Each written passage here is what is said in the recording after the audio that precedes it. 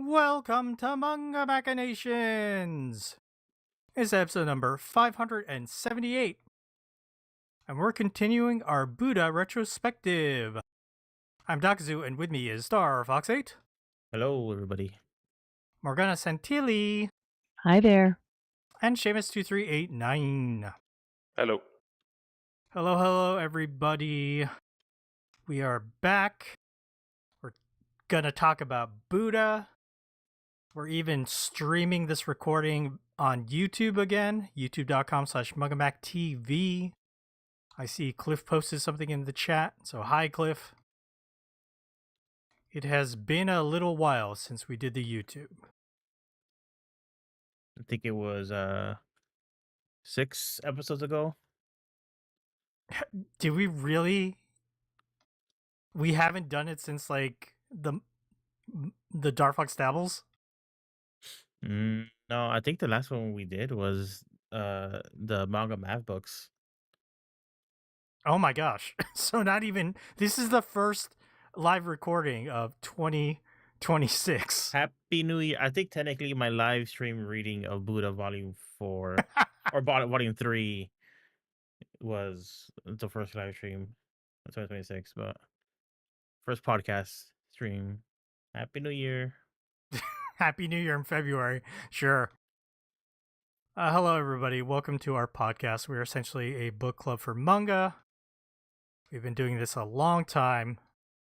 And like I said in our main segment, we are continuing our retrospective on Osamu Tezuka's Buddha.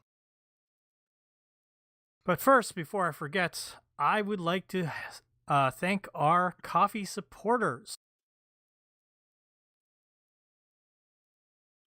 If you want to financially support Manga Machinations, you can head over to ko-fi.com/mangamac.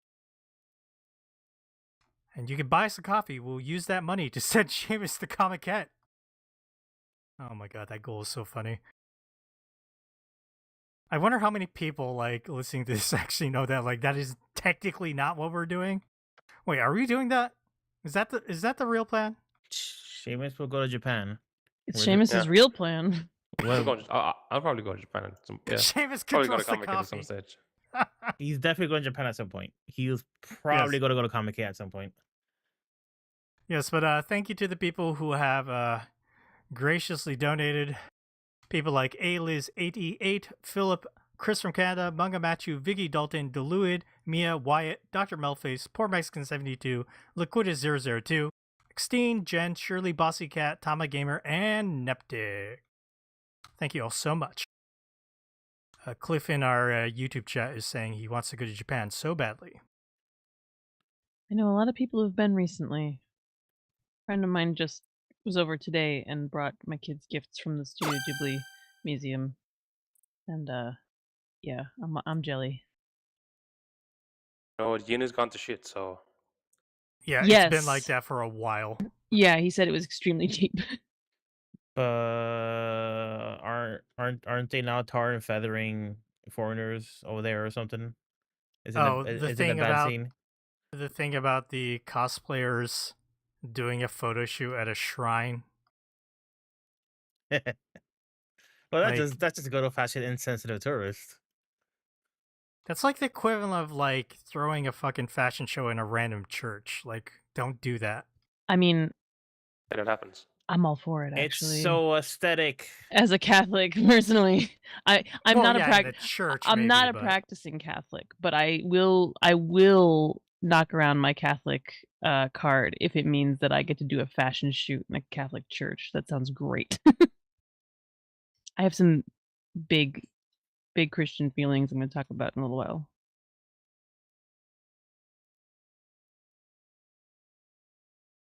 But yes, let's move along to some emails next.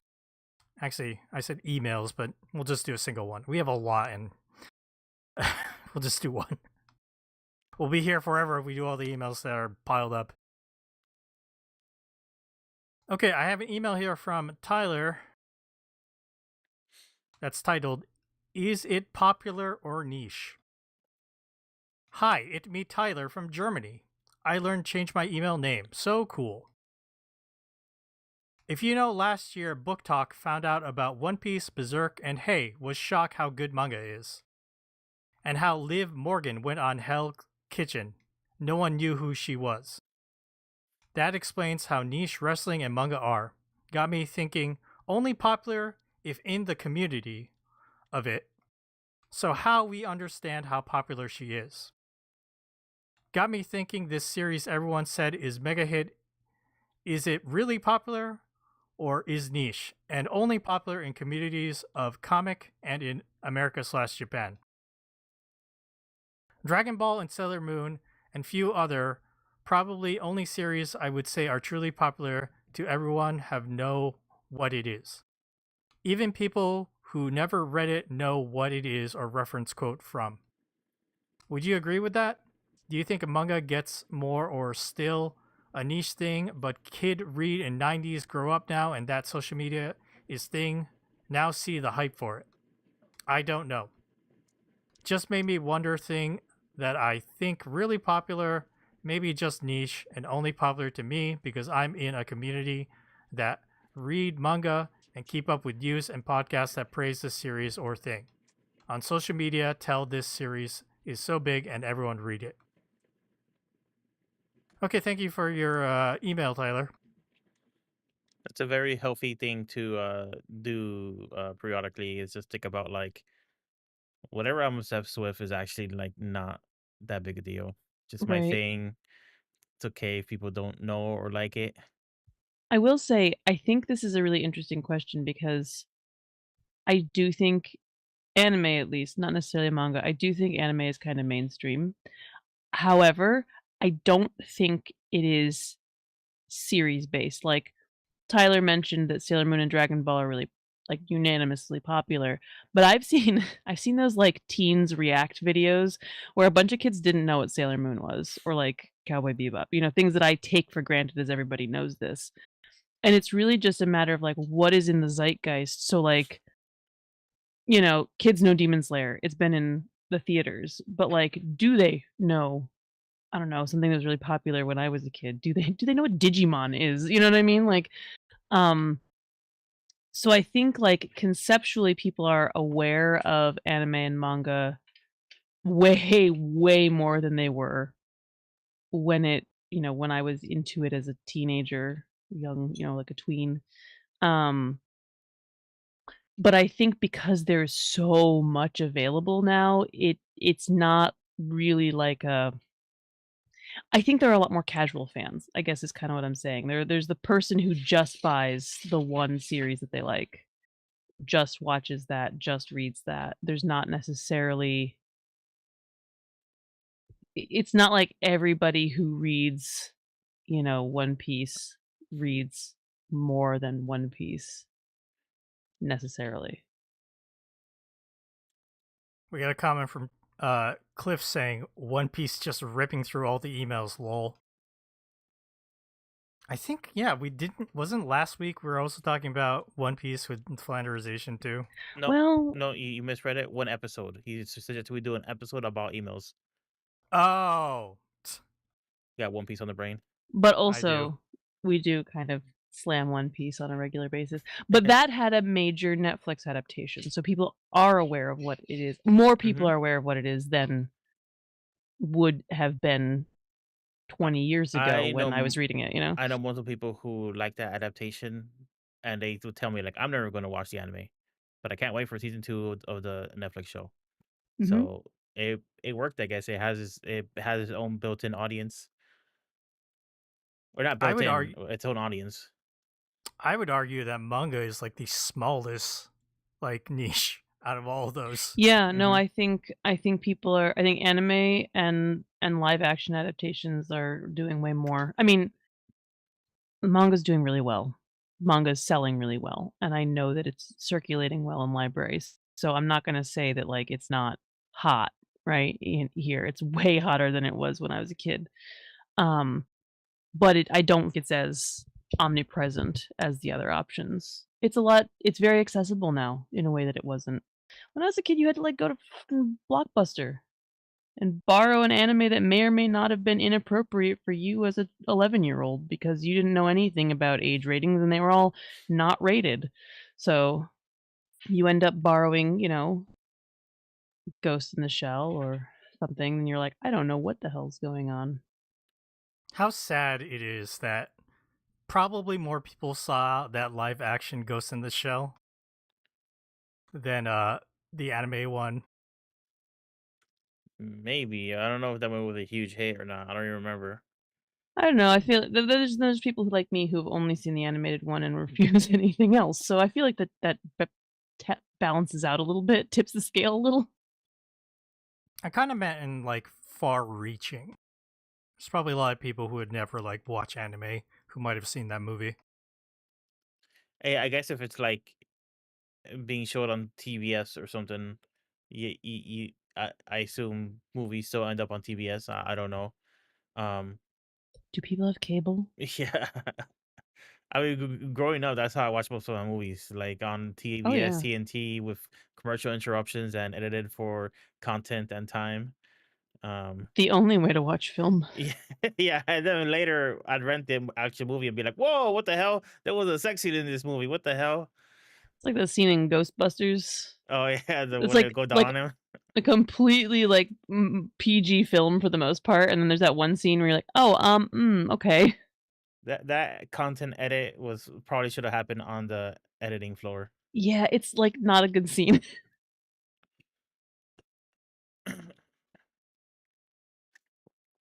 I think we are niche. Right. Well, you mean Manga Machinations? Definitely. Yeah. We are definitely an acquired taste.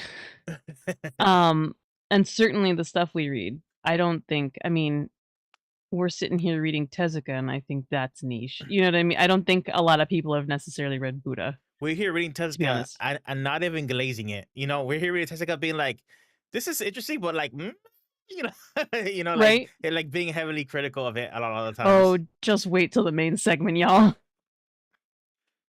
It's one thing if we're just like, this one manga who blew my mind, kind of content. It'd be a lot easier.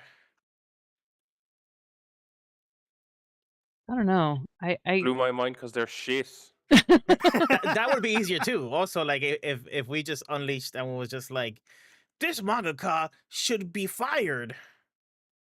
Yeah, I don't want to be that fake in any aspect of my life, even on the internet. But think of the clicks. I don't want the clicks. I'm too old for clicks. If we wanted clicks, we'd be way more popular than we are. Well, no. I'm sure plenty of people think that and they end up as popular as we are. That's No. Have you looked at like YouTube channels that have been going for like years and they're clearly like trying to chase the latest trend and they get like a couple hundred views? Like there's the amount of ones that are out there you will never see unless you go looking for them. Because why would you see them? Because they're never going to be surfaced. Like the amount of, like if you look up podcasts in like a podcast reader, the amount that are just like come along for a few episodes or they do 100 episodes and they're just come and gone. We're like in the top 50% of probably like podcast listenership because we've got like 200 to 300 people listening regularly. And staying they're power. engaged. Yeah, they're engaged. I mean, this is bias, but I think we have really great listeners. So thanks, y'all. Definitely. We love you. And I know that we have some people who listen who are like in the industry as well. So there's that. Oh. Mm-hmm. They must love me complaining about everything. No, I think it's fair. We're entitled to our complaints. This is very true. To get back to the question, he mentioned like Sailor Moon and Dragon Ball. I think it's worth splitting some hairs with like America and international, because once you get into like South America and a lot of places in Europe, like Rumiko Takahashi stuff is like very huge, especially Ranma. Yeah. And that is very recognizable. Doraemon as well. And like very recognizable. And like old school shoujo. I had a customer at Kamakopia who was originally from Italy, and she was shocked So we did not have Rose of Versailles available in English. Like, that was what she read in her childhood, and that was super popular and well known in Italy. We now have it available in English, by the way. Udon finally got that out. But, yeah, so I think what's popular does depend on the comics reading culture in a specific place. Yeah, go ahead. Those are series. I'll have to come back to you. I'm gonna research it very briefly. Those are series. It's like a shoujo series that aired a long time ago in Chile, and it was like it's like this the stuff like your grandma watched this show. Your mom and your grandma watched this show, and they didn't think of it as anime. They just think of it as like cartoons, but like it's just like a really funny situation. You know that happens sometimes where like for Like some reason. Astro Boy of Chile. Yeah, yeah, and it's a shoujo show that's like very dramatic and very like um you know a lot of characters and like betrayals and like um sad times and stuff like that. So it fit kind of into like the whole soap opera mode, so that's why people were watching it. Um, Is it the but yeah, glass mask? it's about like a young girl. I think she wears a red dress. I haven't seen the show. I've only seen um like I have a clips of people talking picture about it. I have a picture in my mind, like a screen cap. I don't know what show it is, but, like, I wonder if that's what I'm thinking of. I might have shared like Instagram reel or something like that. Um, about this phenomenon that like a bunch of like old people in Chile watched this anime and they loved it. Um, but yeah, I'll bring it up later, and if not in the Discord, what anime I was thinking of. I was just gonna quickly mention how Tyler said he was talking about wrestling. I feel like wrestling is more well known. I mean, maybe not specific wrestlers, but I feel like the general population knows what pro wrestling is. Whether they choose to engage with it at all is something else, but I mean, yeah, I didn't know who that wrestler was that he mentioned because 'cause I'm absolutely out of the scene, but I do have an understanding of wrestling as a concept, whereas I think anime as a concept is I mean, it's cartoons, but I think there's a little bit more to it, and I think fewer people more people are aware than used to be, but I don't think as many people are aware of it as, wrestling. Candy Candy, Kiandi Kiandi, created by Japanese writer Keiko Nagata under the pen name Kyoko Mizuki. Um, what else can I say? That may this toy animation joint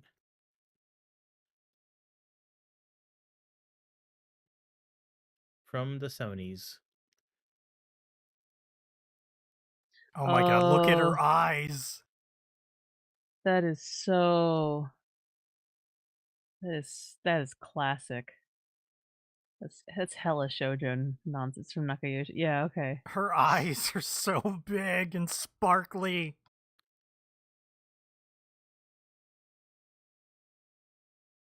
Darfox got an image up on the stream. Yeah, this was like formative cartoons for like a lot of like moms in Chile. Just for some reason. That's amazing.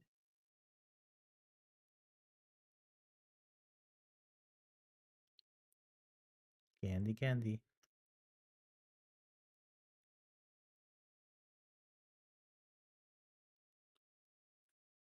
Okay, I think we will go ahead and end this discussion and move along from this email.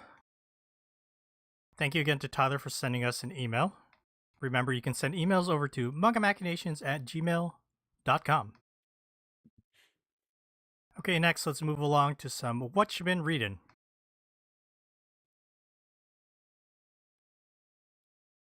Seamus, do you have anything for us this week?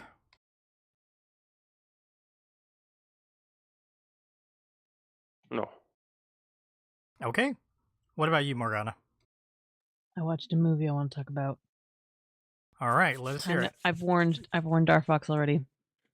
Yeah. I finally saw Wake Up Dead Man, the newest Knives Out film.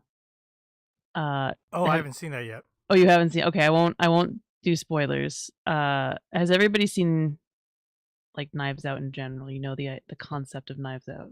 Yeah, I Is saw that- what is it? Knives Out and also the Glass Onion. Glass Yeah. Onion. Glass Onion was not my favorite. And of the three, it is absolutely the weakest. I am trying to figure out whether or not this third one is my favorite. I think it might be. Yeah, it's pretty good. It's the one that takes place in around a church, right? It does. I told you I was Yes. going to have some big Christian feelings. Yes, our protagonist is a Catholic priest, a young Catholic priest who, when he was a teenager, he was a professional boxer, and he killed someone in the ring while he was a boxer, and he had his come to Jesus moment. He became a priest, all this stuff. There's a murder. I don't even need to, I'm not going to go into it. You know, there's a murder. But what I want to talk about is how goddamn good it was, and how I complain about modern film like 90% of the time on this podcast. So I want to just say, like, there are films out there that do it for me. I am predisposed to having liked this because I like murder mysteries and I have a lot of big Catholic feelings. But also just it was a really, really, I mean, I think I just trust Ryan Johnson to make a movie that I enjoy. Mm-hmm. I don't know that I've seen movies of his that I'm like, "Oh, that sucked." Um, he wrote this also, he writes these ones also. I used to listen, I may have mentioned this before. I used to listen to his wife's podcast. I don't think they were married at the time. She has a podcast called You Must Remember This, which is all like Hollywood history. It's really, really cool. In-depth like history of all these things in and around Hollywood from like its origins up through like the 90s. Basically it doesn't go into the current century, but anyway, she's very brilliant. She's written a really interesting book too, and he seems to continually direct movies I really enjoy. And this one was gorgeous also, like really beautiful shots. Uh really interesting things done with cameras. And I mean, yeah, I don't it's been it's been a while. We finished watching. I had to watch it in 2 nights because we're old people who can't stay up late anymore and we have small children. So I finished watching it Monday night, so it's been a while, but I've just been like so I don't know. It feels really good to watch a good movie. I feel like it does. I don't want to be the person who comes here and complains about film all the time. So I'm just here gassing it up instead. Yeah, Daniel Craig is amazing. Yeah. This is one of those movies where, like, yeah, it's primarily like a murder mystery, and that stuff is fun too. That they find ways to do like, subversions and surprises and stuff like that, which I'm sure are so predictable for people who are genre savvy. But really, the reason the movies are good is just because like the characterization of all of the um suspects, I guess. Yes. And most of them are very not cartoonish, but they have something that really stands out and a clear motivation, right? Because it's one of those where like, okay, you have a room full of people and they all have a reason to do this. Mhm. And then sure enough, you start going deeper and their reasons are either different or more distorted or like um what's the word I'm looking for? Distorted. More distorted. Um and really it's basically kind of like a movie about like kind of sticking to your guns and sticking to your faith, but not um I mean it's a very faith based film, but like um various characters in the movie are in very different places with their faith. Mhm. Like there's true believers, there's charlatans who pretend to be true believers, but they're just exploitative. Just people like Daniel Craig's character, who's a complete non-believer. He's atheist. Um, and they all have varying levels of humanity and empathy and kind of like care for each other. Um, and it kind of shows how like religion. I mean, it's just like one aspect of somebody's character or Yeah. upbringing, and it doesn't really mean that you're going to be good or bad. Essentially, I um, really I really liked the way Catholicism was characterized in this film because I think it was done with great sensitivity. I don't know Ryan Johnson's religious background or upbringing at all, um, but our protagonist, uh, he really believes in the things about Catholicism that I think are the most important, or Christianity that are most important, which is love, forgiveness, empathy, Grace. grace. Yeah. It's just so it is as somebody who, like I said, as somebody who is very lapsed, I am not practicing Catholic. It makes me feel like, yes, that is those are my core values. Like that is what I took from my upbringing and try to carry into my life even now. And I loved that that was the it wasn't hokey. He seemed really genuine, and it felt I don't know, it felt really nice to see that being portrayed instead of just religious fanaticism, which is also in this movie. Yes. And that is also portrayed with a certain amount of sensitivity, I think, um, because it recognizes the fallibility or why somebody would feel so connected to that kind of fanaticism, why that appeals to somebody. And all of these films are satire. They are mystery films, but there's absolutely an undercurrent of satire and social criticism that is so I mean, it's a little on the nose. Glass Onion was very on the nose. Yes. But I don't mind. I don't mind a little bit of, like that's what satire is. That's what there's a lot of comedy. I talked about commedia dell'arte, I think last time. It's the same idea, this kind of like, we all know what you're talking about. We all know that you're bringing you're punching up, right? And that's okay. We're all in on the joke. Um, so yeah, I really, really enjoyed it. I do think it's my favorite. Though I did mention to my husband, I watch a lot of YouTube that's like about yarn, knitting, crochet, other fiber arts. So anytime somebody mentions a cabled sweater, I think about Chris Evans in the first Knives Out film, Yeah. which means I think about Knives Out at least a few times a week because I'm always thinking of Chris Evans in that damn sweater. Because to me, that is the like epitome of the like New England cabled sweater look. So the movies are all great. Glass Onion is absolutely the weakest, and I have heard a lot of people say that. Yeah, I liked it when it first came out, but it's definitely like it's not as interesting as the other ones. It's fun, but yeah, I think Yeah.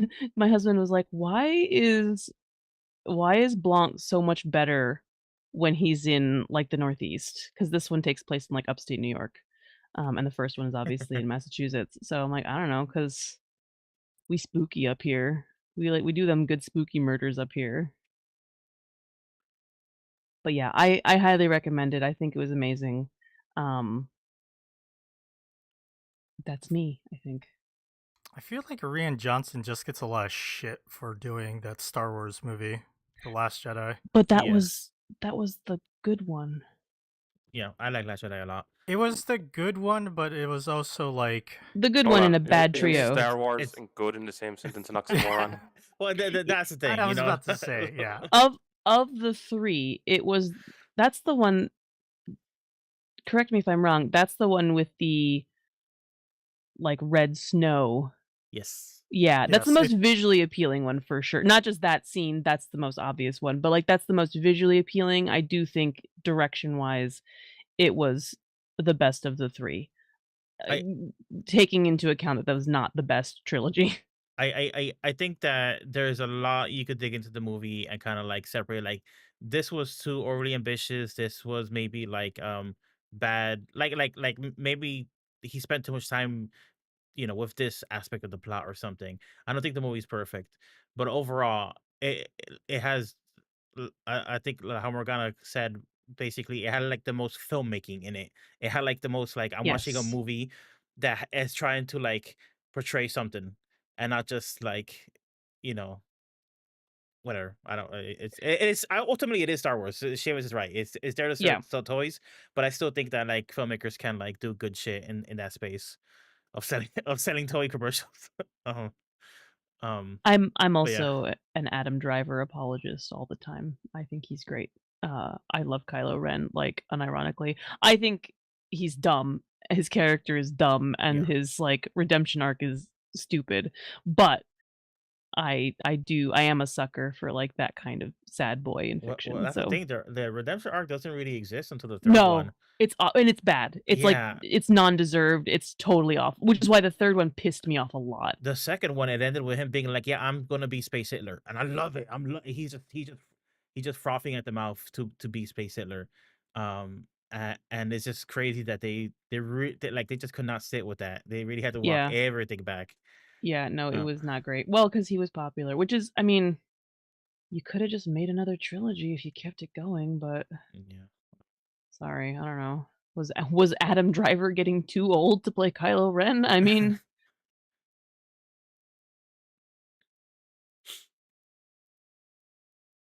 But do you have anything else, Morgana?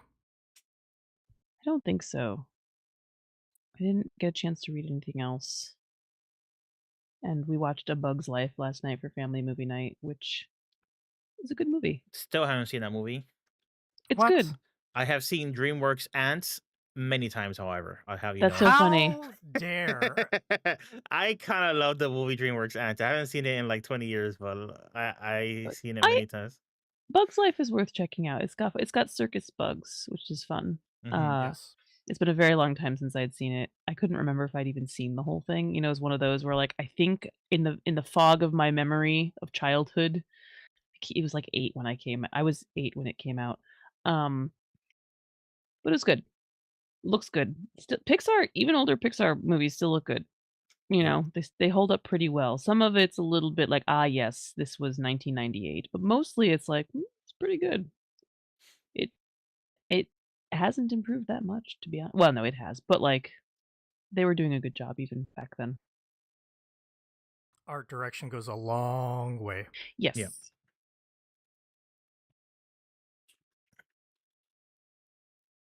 But yeah, that's it. That's me. Got a lot of feelings about murder mysteries and Jesus and Daniel Craig, who I've never seen as James Bond, which I know is what he's, like, known for. I've seen You've never seen one of the new his No. wow. I've only seen 3 James Bond films. I've seen Moonraker, which sucked, Oh, oof. and I've seen Goldfinger, which was very good. I like Sean Connery.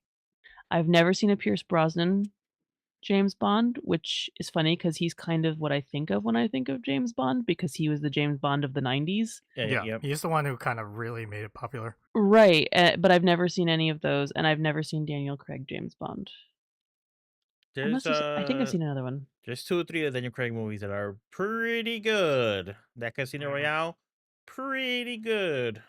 Yep. Yeah, I've heard it is. I think my husband's seen it. He listened to the audiobook of Casino Royale recently. He's like, "These books are rough." He's like, there is these women have no agency, and James Bond is a misogynist." I was like, "No kidding." That definitely translated to a lot of the movies. I Mhm. think the books are worse, is what I'm getting. Like, the books are really bad about it, so Not surprised. Okay, Dar, do you have anything? I do. I believe I do. I haven't talked about Trigun Stargazer, have I? The new Trigun season? No, that's the new season, right? I haven't Yes. started watching it yet, so yeah, we have not talked about it. New season of Trigun Stampede was what the first season was called. It's the CG animated Trigun show by Orange Studio, which is the studio that brought you Land of the Lustrous and also Beastars. So in a roundabout way, a very manga mac coded studio. Um but yeah, so I was really kind of like not hot and cold on Trigun Stampede, but there were things that I appreciated about it. But ultimately, like I was like, yeah, I'm just glad to have more Trigun. Basically, I'm glad that you know people are interested in making more Trigun. Um, hopefully, people are watching it. Um, season 2, I've been enjoying quite a bit. it's been getting deeper into like the stuff in the manga that didn't really appear in the anime. Um, not to go to too many specifics, but basically like Earth has come into contact with like the planet that they're on, the desert planet. That only happened at the very, very end of the manga. So they brought that aspect in. So there's like a ticking time aspect that Earth is on their way. It's almost like it's almost like the the feds coming in to like wrangle the West or whatever, you know what I'm saying? And they're doing some more stuff like Mid Valley the Horn Freak has more characterization, and The sax guy? the sax guy, yeah. Nice. He is not like he's had those scenes where like he says, do I have a chance to kill knives right now? Should I kill knives right now? Because he's not like a fanatic. He's kind of like in a situation where he has to work for knives. So the whole like fracturing of the gung ho guns, or the whole like the gradients of the fanaticism. Some people are fanatics. Some people are there out of convenience for their own purposes, and some people are there coerced out of fear. That was never in the original anime, and I'm glad they're bringing that into this Stargazer anime, because I like that whole aspect from the manga. It's cool to see it animated. It was a good part. Yeah. And it's kind of getting into the whole aspect. He already fought Leonard the puppet master. But Grade the Nine Lives is hanging around. Grade the Nine Lives in the original anime was just a robot, right? Mm-hmm. Grade the Nine Lives in the manga was very different. Very different. Oh yeah. I don't know if they're gonna do that. um, I kind of I'm not saying it because just in the off chance that it happens, and I don't want to put that spoiler out there. But it's such a weird, goofy idea, and also like inappropriate. Like it was like what's the word? Like kind of offensive. Um, the whole like aspect of that Mm-hmm. You don't have character. to say it. You don't have to say it. Don't So say I'm it. very excited for Wolfwood to fight Greater Nine Lives, because he's been in the background a lot and they've been featuring him a lot. And yeah, so like as a fan of the manga, it's pretty exciting now that they're kind of getting to the more Uncharted territory stuff. Where season one, Dragon Stampede did do Uncharted territory stuff, but like not a lot, and it was mostly just kind of resetting up the characters. And it was just like, okay, I like the characters and I like the world, so that was fun, but it was just like, you know, it's more of this, it's just a different take on the stuff we've already seen, basically. So I think there's a new episode today, actually. So it's not directly Trigun Brotherhood, which what Trigun fans always wanted, which is like an adaptation of the manga. It's its own thing, but it's drawing a lot from the original anime and from the manga. So like we are getting some of that manga stuff in there that we never did. So that it's it's still pretty exciting. Oh, and the last thing I have to say about it, the intro, I don't hate it, but it's very different. It's the last thing I'd expect from a Trigun intro, because obviously, the original Trigun anime had a very iconic HT song with the crazy guitar riffs. Very iconic. Very fun song. Very different from other anime songs. And then the first season of Stampede, it had like this really moody song that was pretty different, but I ended up really, really liking that song. Um, um, and it had singing and vocals in it. Um, this second season's OP, it is so like anime J-pop girly squeaky weirdness. It feels so weird to have it in Trigun. I kind of like the song and I like the intro, but it's so different. So that has taken some taking getting used to. I recommend it. I think it's a fun time. And the orange animation has been pretty cool. The big thing is they really take advantage of it being 3D in the fights, because most of the fights involving Vash's Stampede is basically Vash just jumping in and fighting people with his guns, and the camera's constantly swooping around, going between people, swinging around, and then when he reloads, they really put attention to him reloading, which is really fun aspect of the show. because it would kind of like happen quickly in the original anime, or it happened off camera. You just know that he was like a lightning fast reload. But here they show you like he has the bullets in the palm of his hand. He goes boop boop boop boop boop, and he shoves them in the chamber, animated in this like unnaturally fast way that really gets you this feeling like this guy is just like so good. And the emphasis that they put on the guns and the reload is really really cool. So yeah, I like it quite a bit. I'm liking it more than the first season, I think. I just listened to 10 seconds of this new OP. It makes your ears bleed a little bit, but if you keep Well, letting it's it, Ano, so I'm not surprised. But I don't know the band. it's an art. She's an artist, and she has a super high pitched anime voice. Yeah. If you let it bleed your ears long enough, you end up liking it. So It sounds like a baby metal song, kind of, yeah. Oh, suddenly I'm intrigued. but a baby metal song with dubstep Huh. pop. I don't know. Fascinating. Oh, also, Millie is finally in this one. Millie was not in season 1 of Stampede, but now she's in Stargazer, which is she's cool. She like, I don't think they got her wrong. I don't hate. They made her thin. She looks a lot thinner, right? Oh no. Oh no. Exactly, Morgana. She like in the original cartoon and in the manga, you get the impression that she's wearing a lot of clothes, so you don't really know how thin she is. Here, like like her dress shirt is like tight against her, and her pants are tight against her, so she just looks a lot thinner, right?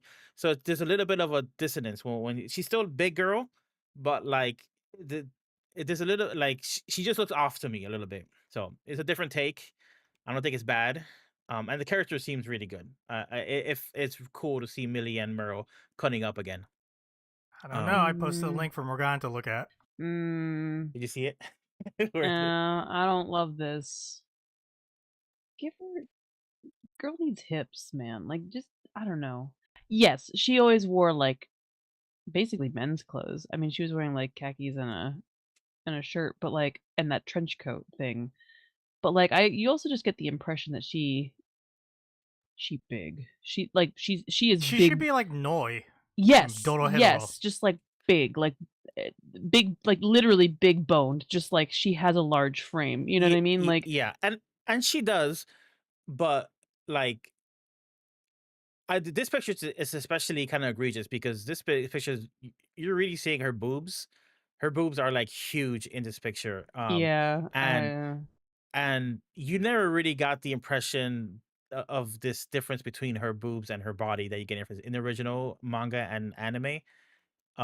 There's definitely like an aspect of like just give her a little bit more like curviness in this new anime, like which wasn't necessary.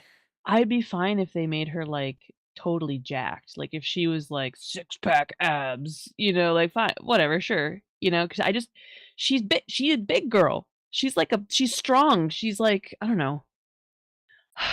Let women be big. Yeah. Let's just let women be big. I like them better that way.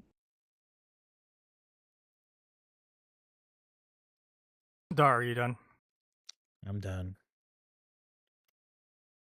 Well, Morgana, I didn't get to talk about this manga last week, and I'll talk about it now.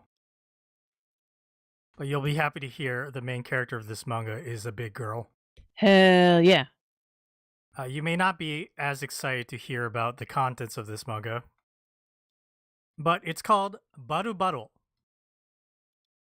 And Dar, you need to be very careful about what images you put up on the stream for this, okay? Yeah, I'm not even putting on stream until I go through the whole thing yet. This is a seinen manga that I've been reading over on comic-action.com. It's done by Renji Iwanami. He did a short series in Young Jump called Safe Sex, which is basically about a situationship. Handling like adults. They're not quite dating, they're kind of sex friends, trying to navigate how that relationship will work. His current manga, Baru Baru, Baru Baru is the title of a Japanese brothel. And the story follows 3 women that work there, along with one of the staff members, whose name is Okita. the main girl who is bigger is Mayumi. We have a girl who is angry all the time called Chinatsu. And then we have kind of like a demure, quiet girl named Shio. And so this story is about them working at the brothel, working with clients. Sometimes their clients are very funny, sometimes they're weird. And in general, the story just follows them as they work there, and it's navigating their lives. And the interesting thing about this series is everyone's life is crazy complex and like almost kind of absurd with the relationships that's happening. Like the main girl, Mayumi, she's married, but she's also going through a divorce. And she doesn't want to get divorced.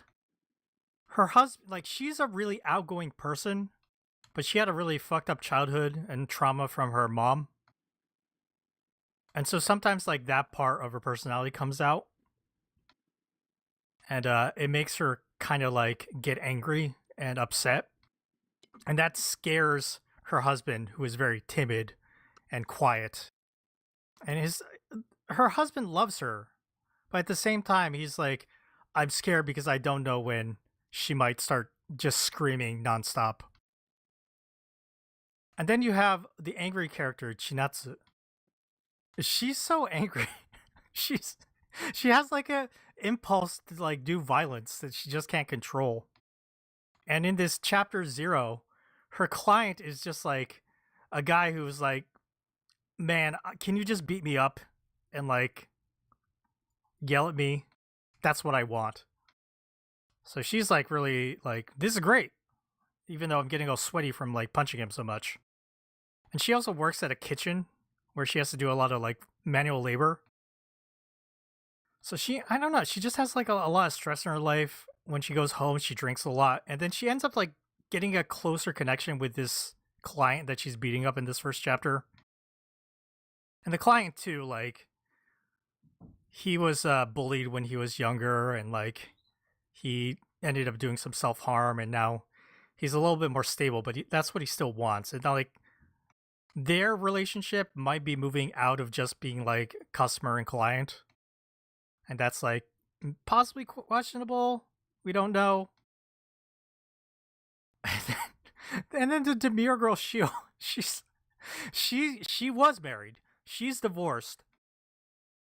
She was married to her childhood friend, and her childhood friend's mother was like one of those fake fortune tellers, you know, those cult people that sell you like $200 like fake medicine. So her mom was the victim of like her husband's like mom. And like her husband got involved in petty crimes and selling drugs, and he got arrested. So they got divorced. And she's what's the term when you pass out a lot? Anemic? Oh, I was gonna say narcoleptic, but okay, not that. Yeah, not Like- falling asleep. Like she has like not enough iron in her blood. Yeah. And Yeah, so anemic. there's so many scenes where she's just like, hold on, I gotta lie down. And she's just like lying on the floor having a conversation. It's like the police are like, we just arrested your husband. Are you okay? And she's like, yeah, I'm fine. I can talk. And so it's just there's like dramatics happening, but it's all very amusing and entertaining to watch. And even the staff member that works there, Okita, he ends up getting a Tinder match, and he's gay. And the salary man that he matches with accidentally like put himself down for like, you know, all sorts of relationships.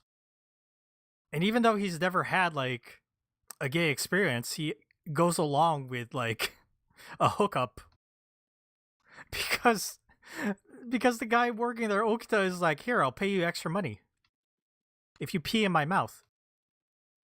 And this guy is just like, wait, I've never really got along with people. I don't understand like social relationships. But if he's paying me, that means he thinks I'm attractive, right? And so like they just continue a relationship, and it's just wacky, wild shit. Even in this first chapter, Dark Fox, obviously you cannot flip through this.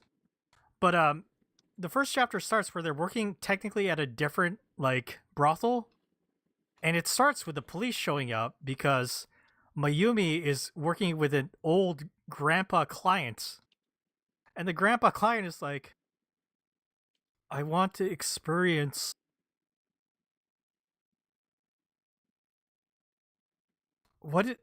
Okay, what is this? I can be a little crass, everybody. Okay. You know how people have. Whoa. I know, being really crass. You can have. There is such a thing called female ejaculation. And there's a male version of that, which sounds crazy because males ejaculate. But something about how, like, after males ejaculate, if you keep doing, stimulation, they will spray as well. And so this old grandpa comes in and asks Mayumi, like, I want to try doing a male spray. And, she's gung-ho. She's like, okay, let's try it.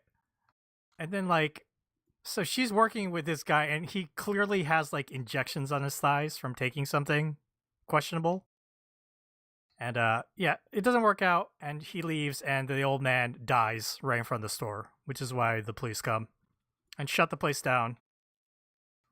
But then Okita comes in, the staff member comes in, and he's like, we'll just move to an upper floor because this entire building has been bought by the people in charge, and we'll just rename it Baru Baru. And so that is the title of this manga. And the series that follows these women and this guy and these clients, and just continues to get, I don't know, it's not even strange. It just like examines the world of like working at a brothel very plainly. There are clearly scenes of like sexual acts happening, but it's not even drawn very sexy. It's just drawn as is, which I find very appealing. I don't know. What does this make any sense? Why this might sound entertaining, Morgana? Oh yeah, no, I think it sounds great. I mean, this is kind of like, Sakuran, or like some of those other that are, these are Oh about. yeah, like the Moiko Anno ones. Yeah, like Moyoko Anno. I mean, it's different in a lot of ways, but I think I can absolutely see the appeal. I think it seems fun. It seems silly. The silliness comes from like the situations that happen at the brothel. Like Shio is dealing with a client who's trying to like convince her to do like have sexual intercourse, because in Japan, by law, you're not sexual intercourse is illegal at brothels. You can do anything but like vaginal penetration. And so this client is trying to convince Shio of this, and then you just see Shio's head move back to the wall to the phone to connect to like the front desk. And then she starts slamming the wall while saying, someone tried to enforce like vaginal sex on the phone. And then she just casually talks on the phone saying like, yeah, they're just looking at me. If anything happens, I will let you know. And then proceeds to give him a hand job. And then it's just like the most awkward thing ever. Well, the man continues to like grumble about something. And it's just like, just matter of fact, it didn't escalate into anything crazy or anything. It's just like, I don't understand, like, it's very unique to me that like they're not treating anything like, the subject is very sexual, right? But it's not sexualized at all, despite being like a very adult subject about working at a brothel. And that appeals to me.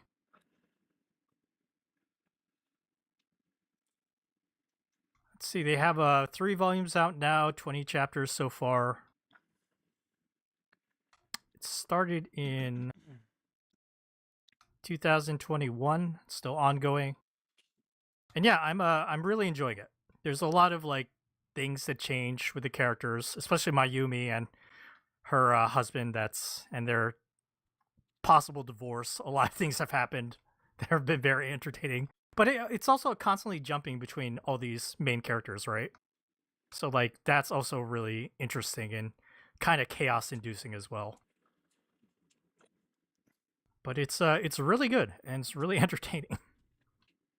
Again, that's it's called Baru Baru.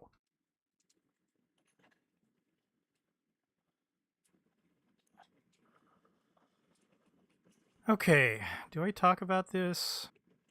Yeah, I'll talk about this really quickly. I want to talk about a video game, Dar. Video game. This week, I finally, after years of swearing off of Dragon Quest, I've decided to get Dragon Quest VII Reimagined, which came out this week. Ding dong, the witch is dead. I think I talked about it a long time ago, but basically I had sworn off of Dragon Quest games because the composer, who is now deceased for Dragon Quest, he was a big national Morgana, denying the rape of Non-King and stuff like that, all that stuff. Cool. Sounds like a great guy. Yeah, sounds like a great asshole. Really made me not want to support Dragon Quest. So I played these games when I was a kid, but once I learned of all that, I decided, I will spend my money elsewhere. Well, that man is now dead and deceased. And hopefully that money going to the family is not going to the same causes. So I relaxed my feelings toward Dragon Quest a bit. And this new one kind of appealed to me because I played it years ago on PlayStation. And again, when you play an old RPG on the PlayStation, those fucking memory cards are the most faulty shit ever. Oh, yeah. And nothing is worse than getting 20 hours into an RPG and then it's your save is gone. It just makes you want to fucking never play again. And especially the case with Dragon Quest VII. Dar, are you familiar with Dragon Quest VII? Is that the one that is massively long? The famous one Yes. that's I think somebody took a picture of the script and it's like a bookshelf. A bookshelf of binders. Yes. Yeah. So the premise of Dragon Quest VII is you start on an island, and what happens is you find a mysterious stone tablets that when you put them together, it warps the main characters to a new island. And each island is its own little mini story with quests that you gotta complete. And once they complete that quest and return to their own world, that island appears on the map. And so it's all about rebuilding the world, Morgana. Which sounds cool in concept, but it's a little annoying. The entire idea is you visit you travel to one of these islands and it's in the past. There's time travel. So when it reappears in the present time, you go there and then you have to go see everything again in the present time to compare and see what else is happening.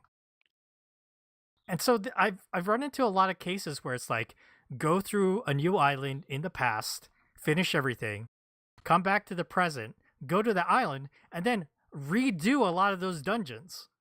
Which I was this seems kind of cheap. Making you... Dragon Quest V did this thing where there were time skips in that story. But in this one, you're literally running through the same dungeon again. And I was just this seems dumb. So, luckily, Dragon Quest VII Reimagined is the easiest JRPG I've ever played. They have switches you can pull, Morgana, where it's make the enemies weaker, make your attacks stronger, heal after every battle, get more experience points, get more money. And it's you have all these accessibility options to make it the easiest game ever played. This you could give this to an 8-year-old, and as long as they can read and understand the story, they can go anywhere. They added a map to the dungeon star, so if you visit a floor, you can look at it, and it makes navigating, those Dragon Quest dungeons. It's all about getting lost in there and finding the right way, finding treasure chests, exploring everything. Mm-hmm. It makes it super easy. You don't randomly encounter enemies, and you can attack them beforehand. And like I said, you can control how difficult they are. It's just really funny because they added so many things to make it easy, but it still has the old Dragon Quest thing. You collect these mini medals, and there's only one location that you can go to turn them in, and you have to physically, get there. You can warp there, of course, but you still have to like go into the castle, go into the right room, talk to the person, give them your medals. And it's very funny that like it's obviously this is a game that was made for the original PlayStation, where there's still like small factors like that are built into the game systems that are just like cumbersome and you don't see in modern RPGs. Yet they've added so many options to just make the difficulty super easy. I don't mind it at all. Like, I've been using those toggles back and forth because, you know, I don't have a lot of time. And this was a game I always wanted to play, and especially because it's so long. I've also heard that they've cut down on some of the content, and, you know, the diehard fans are bad about it, but I don't know, so I don't really mind. And also, Dar is playing the trailer up on, like, our live stream, but the new look of the game is amazing. It looks like a toy chest, almost, the character designs. It's really appealing and really nice. I've enjoying my time with it a lot.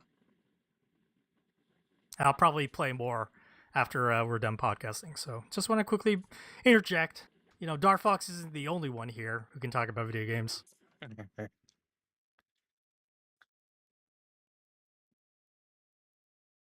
Sorry, I was just taking a moment to eat a delicious caramel delight that I got from Morgana's daughter. Nice.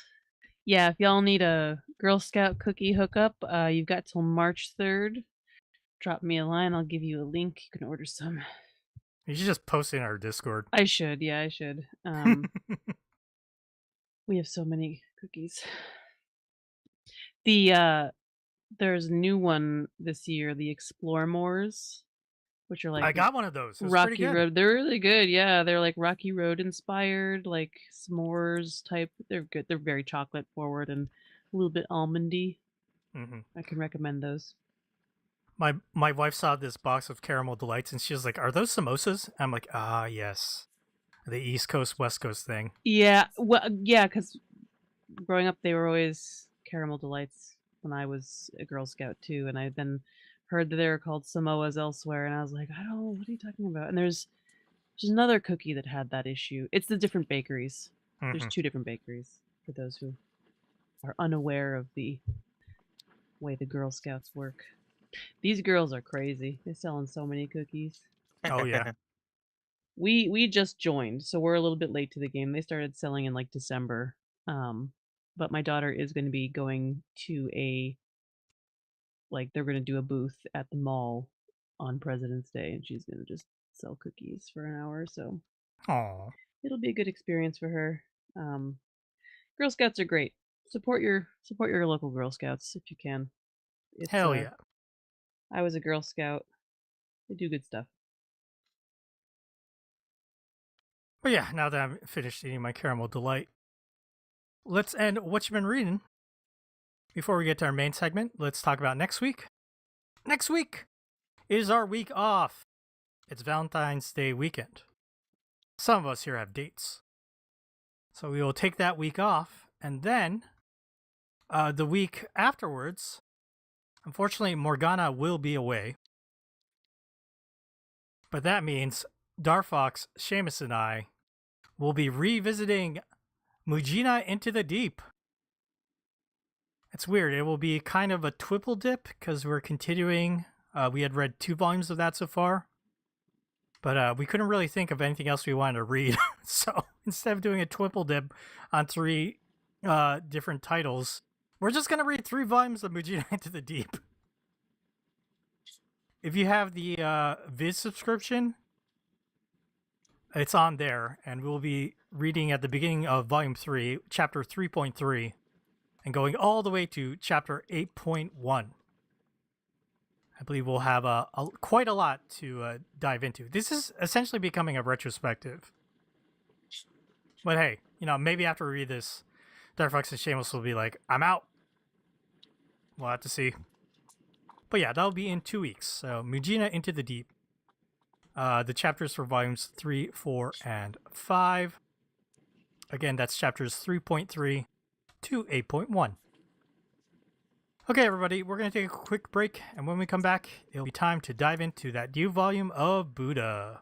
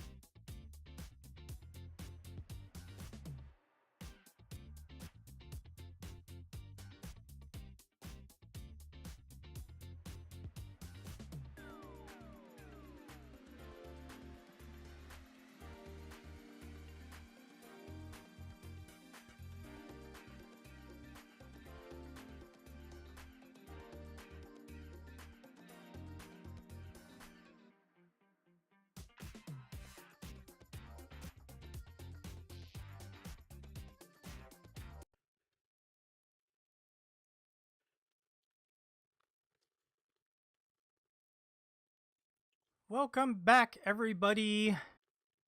It's time to dive into Volume 5 of Osamu Tezuka's Buddha for our retrospective.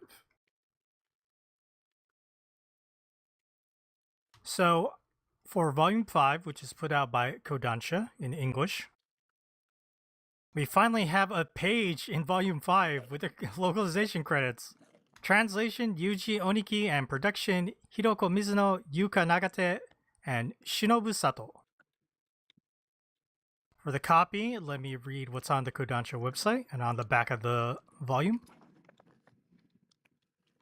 In the 5th installment of manga godfather Osamu Tezuka's Buddha, engagement with death imparts the lesson of life's sanctity.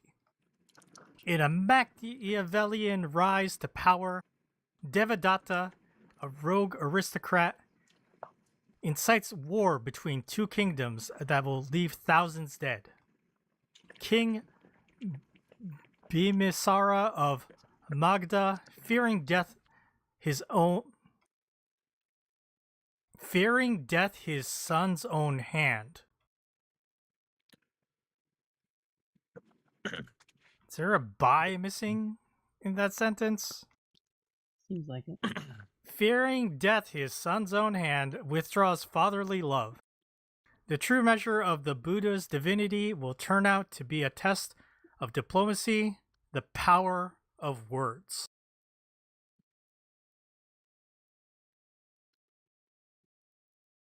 Yeah, I checked the back of the volume and it has fearing death by his son's own hand.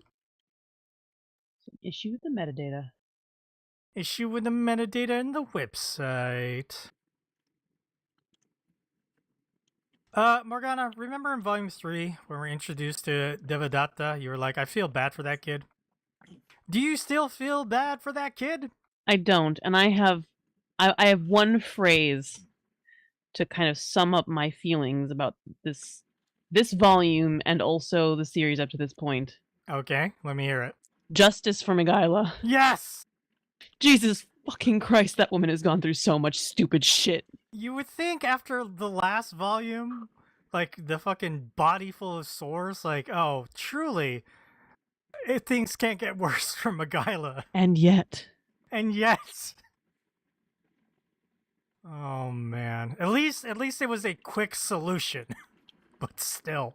Yeah, I was kind of ready for this to just be another thing that sticks with her. Like they haven't healed her eyes, so. Yeah. So what Morgana and I are talking about is this volume mostly is about Tata, who's a way more interesting protagonist than Buddha, to be honest. I think they should have just I think Tezuka should have just written a book about Tata. That seems what he wanted to do. I mean, it did. This, Buddha Volume 1 was about Tata and the other slave Chapra. So this volume is about how Devadatta, introduced in Volume 3, he's the son of oh god, I can't remember that character. He became king of Siddhartha's kingdom at one point, and then immediately died in war. He was trying to steal Siddhartha's wife away, but ended up having a child with a big woman instead. Oh god, I can't remember his name. I can't either. It was mentioned in this volume. But anyway, yeah. So Devadatta is now a young adult, and he has turned into a real bastard. He basically teams up with Tata to get Tata to become a royal guard for Bimbisara, the king of Magadha. And this is the king who was, told by Asaji that, oh, you're going to die and your son is going to kill you. And now this king has a son. But Devadatta kind of starts befriending this young prince. And then Devadatta also meets Buddha and mocks him. And then Kosala wants to invade Magadha. And so they're going to have a tournament or a competition between two warriors. And the warrior for Kosala is the giant. I also forget his name. I'm awful with names. Yatara. Yatara the giant. But, Yatara the giant talks with, oh my god, I can't even remember. Tata? Yeah, Tata. Jesus. I'm going through it with all these names.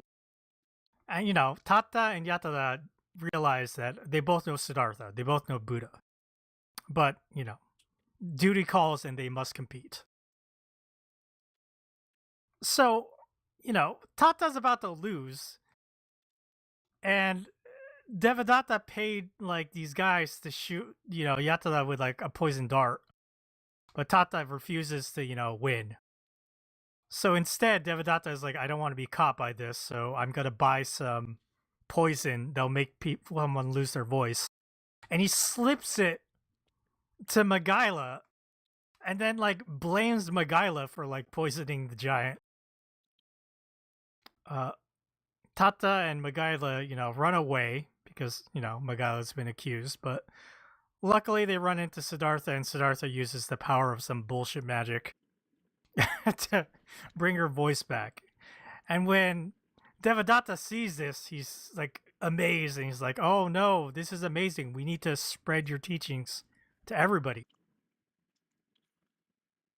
And then the volume ends with Buddha teaching sermons to deer, while he convinces some of the other aesthetics who are friends with Deppa that his sermons are good. But Deppa is still a dick, and Buddha gets bit by a bunch of ants while saving a young deer. And the deers heal him, and then what the fuck happened at the end of this? I'm getting so incensed. 5 volumes in. What is it?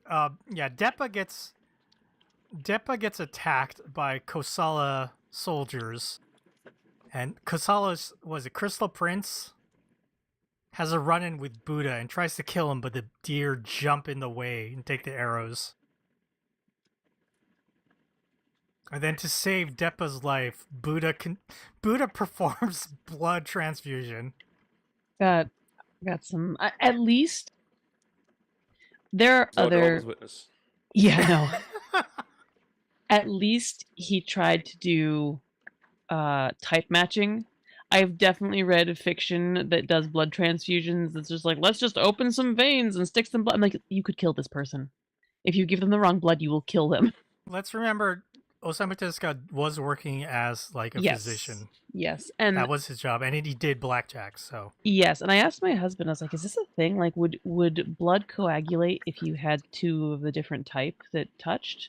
Because that's how it works in this." And he's like, I don't know, but so in order to test if vaccines are good, doctors, pharmacists, whoever's doing the testing, I don't know, they use horseshoe crab blood and put it in the vaccine, and if it coagulates, it means the vaccine is no good. So that's why if you have a shellfish allergy, you frequently can't have a vaccine, because I think it's sometimes suspended in horseshoe crab blood. So yeah, anyway, so that's fun. Science is fun and weird. Blood is fun and weird. Mm-hmm. So I gave Tezuka that much credit. At least he knew better than to just be like, let's just open some veins and heal this guy. Yeah. So while Buddha is transferring blood to Deppa to try and save him, the Crystal Prince comes back and starts he's going to kill Buddha if he doesn't move, and of course Buddha doesn't want to move. He's transferring blood. He's about to stab Buddha, but that's when Tata comes in, disarms him, and is about to kill the Crystal Prince, but Buddha forbids it. It's you must not seek revenge. If you break the promise you made and kill him, I will cut all ties with you. I'm not going to be your friend anymore. Yeah, which, so Tata does listen, but, he's obviously very upset about that because he wanted revenge. And that's where the volume ends. Is it just me, or does every volume of Buddha make Buddha more unlikable? I actually didn't find him too bad in this one, but I think that's because he wasn't in it very much. He was too busy That, talking that, to that, deers. that's more my issue. I'm like, this. What has this got to do with Buddha at this stage? He just like shows up, and then you're saying Morgana is like clearly Tezuka has more interest in all these other characters.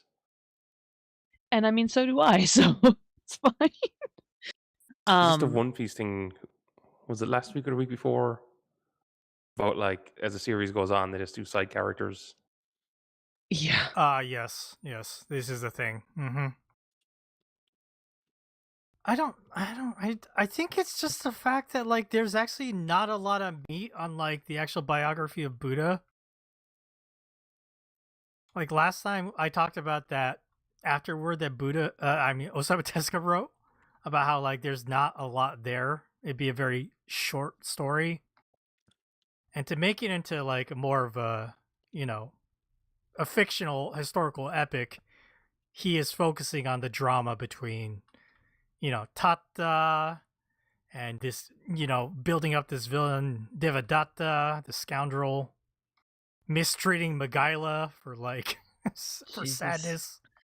I've been talking to my husband about Buddha and how it's not really a real biography, right, of Buddha. And he's like, "Oh, it's kind of like Lamb." And I don't know if you guys have heard of this novel, but Lamb, The Gospel According to Biff, Christ's childhood pal, is a novel by Christopher Moore. It is a comedy novel, and it is, I mean, it's from the perspective of Jesus's childhood best friend. It is crass. There is sex. There is swearing. There's all kinds. It's hilarious. It's a great book. But the core of that book, even though it is very, I mean, I think you could call it heretical. You could. It's irreverent for sure. There is a core that it's kind of like what I was talking about with Wake Up Dead Man, where you have a very strong sense of actual Christian values, like what is the actual cool thing about Jesus and about Christianity. And I feel like Buddha would have been maybe more successful if I felt like I was gaining some kind of insight into Buddhism or what makes Buddhism special or what made Siddhartha special. This is just an adventure story, and that's fine. But I don't think it is informed by a knowledge or care for the subject as much. I think Tezuka's like, oh, it'd be really cool to write about Buddha, not like, oh, Buddha was a really incredible person and I would like to portray that. You know what I mean? Yes. There's like a subtle difference here, but like I don't feel like I'm getting a lot of the, I don't even want to call it spirituality of it. I just because he's hitting all the major points, right? The nirvana, the this and the that. You know, like the major points are there. It just it kind of feels by the book. I don't feel like I'm gaining any kind of. I'm not gaining anything I didn't already feel about Buddhism, except maybe a little bit of annoyance at Siddhartha for being, I don't know, kind of annoying. Like, there's a part in this volume where Tata goes to save Bimisara's like son, the prince, and he's having an epic battle against an elephant. And even though he wounds the elephant like doesn't kill him, and the elephant just wants to go off and like die by their child that was killed by humans. Tata is begging the king to like please let them be. That was way more compelling than Buddha telling a story to the deers about the cow that gave away their limbs. Yes. And that's like, Buddha doesn't do shit to make me feel like he understands human suffering at all. That's like his whole thing is like, I just don't feel like he's actually suffered. Sorry, like everybody does. But you see Tata here, and he has like a real problem. Here's a real thing and some real compassion, right? That he's showing. I don't know. Has Siddhartha? I mean, he's like, oh, let me save Deppa. That's really selfless because Deppa's a jackass, and it's like, yeah, he's become a cartoon villain for some reason. But I still feel like you're. I don't know. It felt like it didn't work for me. I don't know. I didn't care. I think is really what I'm saying. I'm going to tell Tata not to take his revenge that he's been living for his entire life. Right, which like I also think he shouldn't, right? Those are my values, but I want Tata to come to that conclusion. You know what I mean? I don't want Buddha to just be like, I am setting the rules because I am enlightened. It's like, no, Tata needs to understand why he shouldn't do that, why it's not going to help him feel any better. You know what I mean? Like, that's the lesson. Yeah, I don't know. It feels a little hollow. The spirituality feels a little hollow. And again, I agree. There are parts of it where it does hit. I think that scene with Tata and the elephant was pretty good. But I think Tata's an interesting character because he's so human. Siddhartha's like not really, or Buddha, whatever you want to call him now, he doesn't act like a normal human, which is why he's holy, blah, blah, blah. I don't care. That's not the kind of prophet I'm interested in. And that's why that's why I do like kind of irreverent religious fiction that pokes fun and at established religion while also kind of getting to the core of what faith should be or spirituality should be, which is this, I don't know, it's not even selflessness, although that's a lot of what is going on here in Buddha, is this concept of selflessness. I mean, that's the story that he tells the deer about, like, the cow who asked God, I want to be a human. Yeah. Suffer for 11 years and then you can have it. But don't ever give that away. And then he gives it away to help other animals. Right. And then he's killed. I also don't love the whole, like, I mean, because Buddha's whole thing is like, well, we are equal. Humans and animals are all equal. We're just animals too. And then it's like, this cow wants to be human and is therefore placing humanity on a higher level than being an animal, right? Like, that's... Yes, but that's the moral of the story. He desired humanity, therefore it fucks him.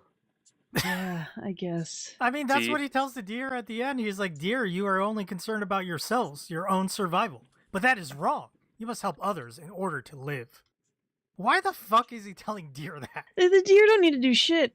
Well, first of all, in Buddhism, every living being is just part of the cycle of life, of nirvana. Like, they're deer now in this life, in their future life, they could be something else. Just like Buddha in past lives was like a rabbit. And also, he's not a prophet. That is a, like, very loaded, I would say, Abrahamic Christian Islamic word. He's just revealing the truth of the world. He's prophesizing nothing. He's just like, this is how it is. That's it. Yeah, okay. My religious leader, or whatever you want to call him, the idol, the icon, the individual around whom Messiah bullshit rules are made. He's not a messiah. That's definitely Judeo-Christian, Abrahamic. He's just the fourth person in existence to reveal the truth of the world to people. The fourth? Yeah, there's also a fifth one. Okay, wait. On a future stage. Michael Jackson. Oh, I'd have to look it up. They all exist over like thousands of years ago. Basically, a Buddha will appear when people have forgotten like the truth of the world. Then a Buddha will appear to remind them. And then when people forget the truth of the world again, then the next Buddha will appear. I think we've forgotten. Can we have our new one? That's the I'm bad at the names, but it's not Mahayana. That's a type of Buddhism. There is a name. It's like Maitreya, I think, is the name of the. So if you ever end up reading about like Buddhist-inspired rebellions in China, odds are someone will be like, "I am the reincarnation of Maitreya," or Maratra. I'm probably butchering the name.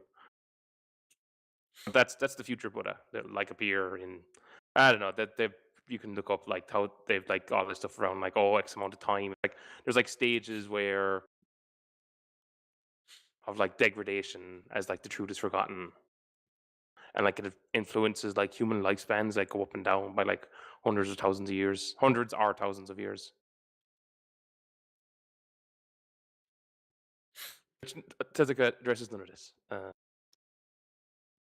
No, because this isn't about Buddhism at all. This is like the most surface examination of Buddhism possible. And I say this as somebody who knows only a surface amount about Buddhism, you know? Well, the other thing, I guess Tezuka will never get Buddhism has a very big influence on monks and nuns. Like they're the ones who are meant to detach and have nothing to do with a lot of stuff, and then everyone else, you just obey a lesser set of commands and donate to them. And there's like certain vows that are like broken out by depending on the traditions and the time and place. Like, oh, if you're a monk, you got to do 150 vows. And these numbers aren't accurate. It's like if you're a nun, you got to do 200, and if you're like a lay person, you do like 5 to 11. In like Cambodia, just because I was reading recently about Buddhism in Cambodia. As a practice, is that what that means? Like they're doing it? Okay. Yeah, like you'd have to, I don't know, donate to the monk or the nun. Like that's if you ever like, there's like loads of copies of like the Lotus Sutra, because in the Lotus Sutra it says if you like make a copy of the Lotus Sutra or have people read aloud the Lotus Sutra, well, that contributes to your karma. So like they've dug out like a cave full of like Lotus Sutras where it's like, oh yeah, just someone just paid this monastery over hundreds of years to like just keep making copies of the Lotus Sutra. They just have a big cave full of them there. So it's kind of like I may or may not be understanding this correctly. So you used to be able to, I don't know if you still can, in Catholicism, pay an indulgence, for example, and that in life to like the church, and that helps like give you more prayers and helps your soul get into heaven, sort of thing. And it's not like they're two different things. Okay, but you can pay to have people pray for you versus paying to like the indulgence is kind of a separate thing. Okay, but like it from what you're saying, it seems like there is a higher expectation on monks and nuns to perform more stringent ritual or do more in their pursuit of enlightenment versus a layman. Yes, that's why Okay. like they're meant to like live in a monastery, don't have kids. Right. A lot of the detachment and like spending a lot of time meditation. That's what monks and nuns should be doing. Like that's your entire existence. Right. The interesting thing, I mean, that's true in I think a lot of religions. There's, there are the people who are kind of the holy people who kind of practice. I mean, again, I'm using Catholicism because I know it best. Monks, nuns, priests, they also have that kind of the ascetic lifestyle, right? Where you do this, whereas the layman is not expected to. I guess the difference is in Buddhism, there is reincarnation, correct? That's part of the Yes. So that's what you're trying to escape. Right. So in theory, a layman in the next life could become a monk or a nun and get closer to enlightenment. Whereas in Christianity, for example, there is no reincarnation. So you only have one chance to get into heaven, right? One chance I mean, it's not enlightenment in Christianity, but similar concept, letting go, getting into heaven, getting to paradise. That's a very American Christian view of things. Sure. As someone who is not religious at all, when you guys are talking about, a layman being, or you can pay to the church so you can get into heaven or whatever, it's a little more complicated than that. But yeah, it's to reduce your time in purgatory. Yeah. So there used to be a practice, and I don't really know if this is still done, called indulgences, and this is definitely the kind of wealthier landowners. I'm thinking of like in Europe, Middle Ages sort of thing. I don't know how long it lasted and whether or not it still does, but you could yes, you could pay for prayers for your soul, essentially. And paying looked like, donating to the church in some respect, giving things to adorn the church or to, you know, donating tracts of land for a lot of like monasteries and things would have to provide their own food, so they're farming on land, things like that. So wealthy landowners would donate a tract of land and hope that that helps toward their, you know, ability to get into heaven later. As a cynic, I can't help but feel like that sounds like a scam. It's totally a scam. Well, that's how you get the Reformation. I mean, That's like a big flare point for like Luther coming out and being like, "Look at this shit." yeah, like no offense, but a lot of religion is a scam. I don't want to offend anybody. I think there are a lot of really good things about uh a spiritual existence or faith in something, but I also think that there is a history of organized religion being Taking advantage of that. exploitative, and yeah, it's a whole thing. Sounds like something Devadatta would do. He would Yeah. go to Buddha and be like, "Yo, we got to get people to give us money for this, so we can fund more followers. Line my own pockets." Dar, you've been very quiet. What's up? Did you fall asleep? I think he stepped away. Oh, okay. That would explain it. I missed that. Sorry. Yeah, Seamus, Morgana and I had strong feelings about this volume for sure. Do you agree with us? Well, I think where I disagree with you is I have no real interest in any of the other characters either. So like the plight of Tata and like everything else that's happening story wise, it's just kind of like no more. All I could think of was like they need to have the dialogue in this thing. There's like every time these people talk, I'm like, Christ, could you not have like gotten Garth Ennis or someone in here like Mike Magnola? Literally, I wrote down Garth Ennis, Mike Magnola. I want Mike Mignola's Buddha. I think that'd be weird and interesting. This isn't weird enough. Maybe that's the problem. Like, I feel like becoming enlightened seems like a deeply strange experience, and I don't feel like this is reflecting the deep strangeness of enlightenment. I mean, the thing is, like, I still like some of the storytelling that Osamu Tezuka is doing here. Like I would say I did like this volume more than the last one because when he's doing the action scenes, like the way fight they against the flow, elephant, even like how like he's kind of like I felt like last volume was a lot of just very normal paneling where it's just like squares, rectangles. Where like here he's kind of back to the angular stuff. Yeah, there were a few like good. Fighting the elephant. There's the fights at the start when they're like jumping around and leaping and like it all like looks really good. He's got his speed lines. It's okay. This is more what I like. They break the paneling at one stage when Tata's having like he's getting real upset. He jumps through the panels. And like it's almost like he shouts at McGuile and she like bounces off the panel and then like breaks the paneling and the next. That was so good. I really liked that one. That's the stuff of his when he does it. I'm like, man, he's really good at this. He's like, I was just like, he should just not be writing like characters or dialogue or story really. But that's what he's interested in too. You can tell this is, he did the entire elephant fight with Tata. He did like the Devadatta stuff because that's he's like, I want to tell this story. This is what I want to do. I can feel his intent. For me, like he's too simple. Maybe the reason I was mentioning like the likes of Ennis and Magnola is I think they are better comic book writers, but also I think they write stuff with a greater level of complexity in terms of like morals and emotions and character motivation. Yeah.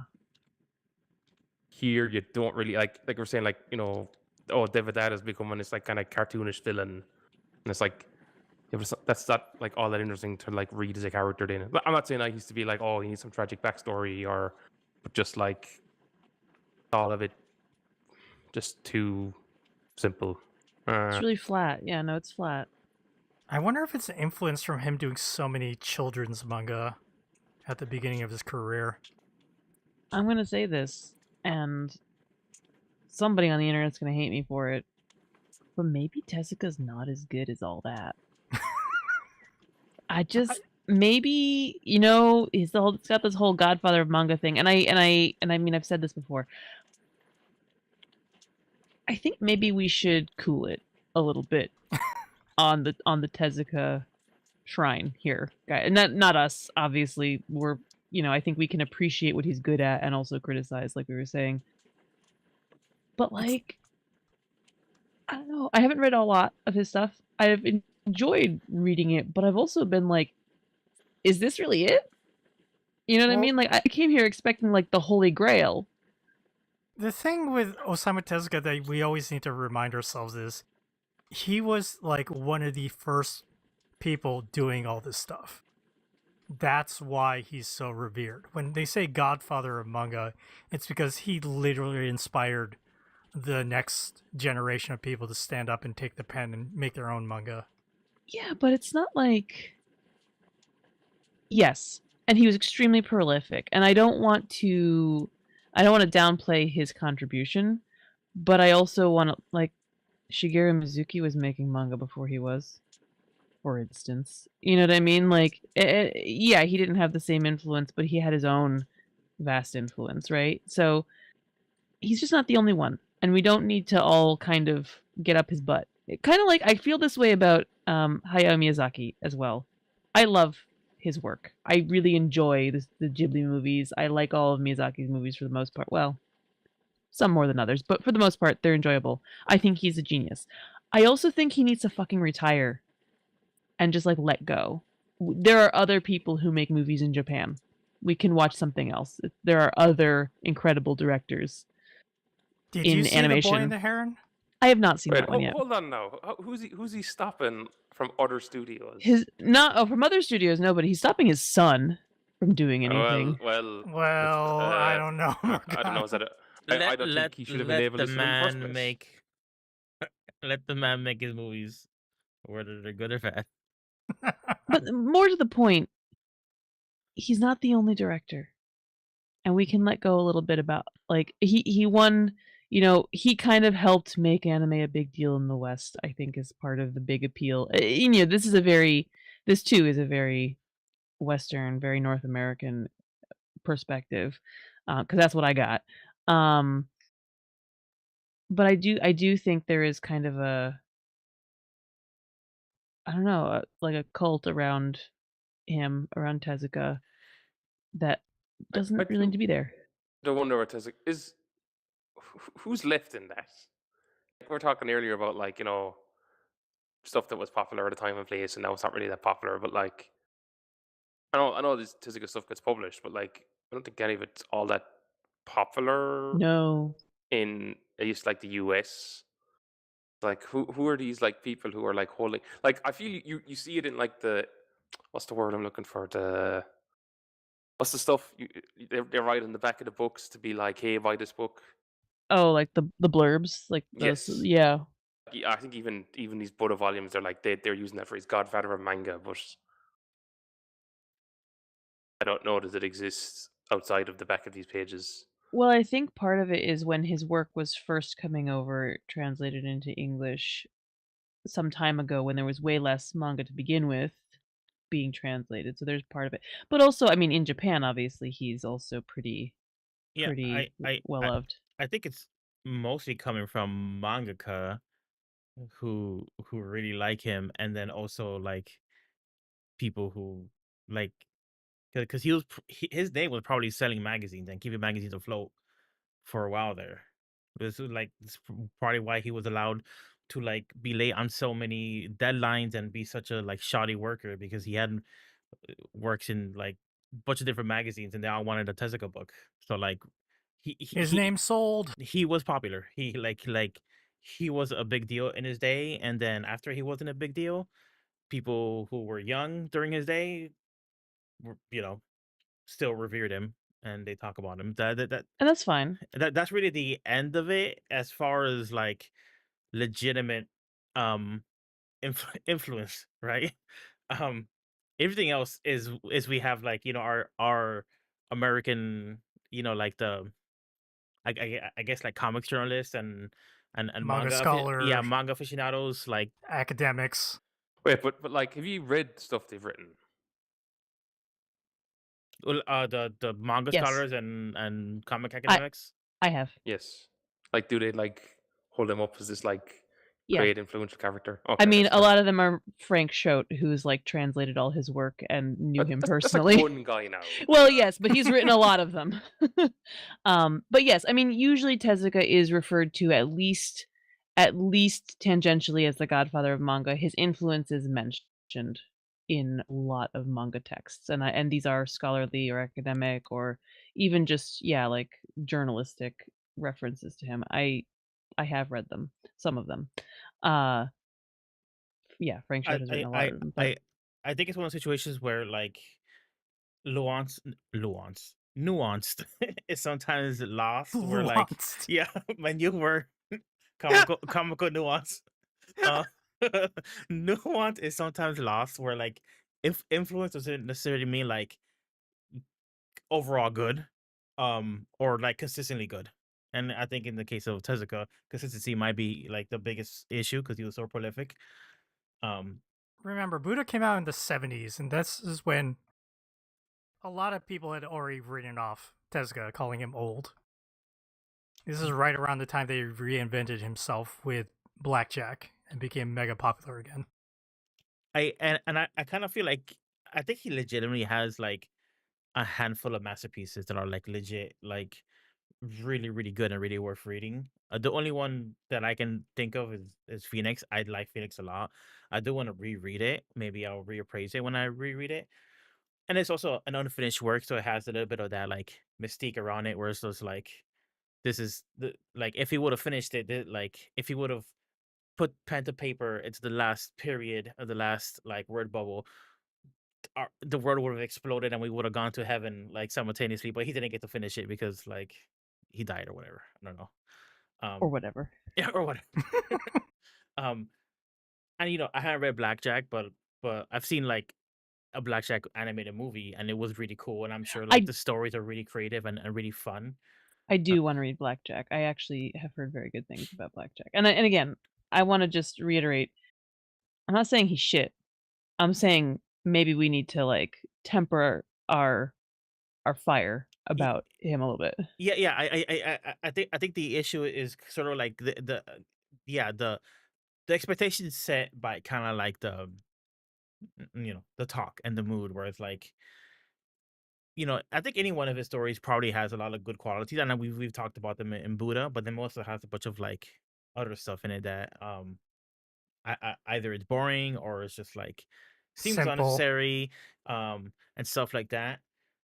Where it's like maybe his reputation, instead of being like the godfather of manga, the progenitor of all this, should be more like a super influential person who like was a mad creative and couldn't stop creating until he very died. Yeah, I mean maybe that's part of it too, is the allure of his like work ethic and how he like ran himself into the ground, and the glorification of that, which is a whole That's yeah. that's a not whole great. thing, Speaking of Shigeru Mizuki, like he's like the Right. antithesis in that sense. Which is why I just feel like maybe we need to like, and I'm obviously a huge Mizuki fan, so this is not necessarily a fair comparison, but he was creating manga before and for a fucking long time after, because he lived until he was like 97 Yep. because he took care of himself. Yep. Like Todd McFarlane. There's this infamous, I guess you could say infamous interview where I think it was Gary Grott, who was like the editor of the comics journal. He's involved in Fantagraphics. Like he had an interview with McFarlane in like the 90s.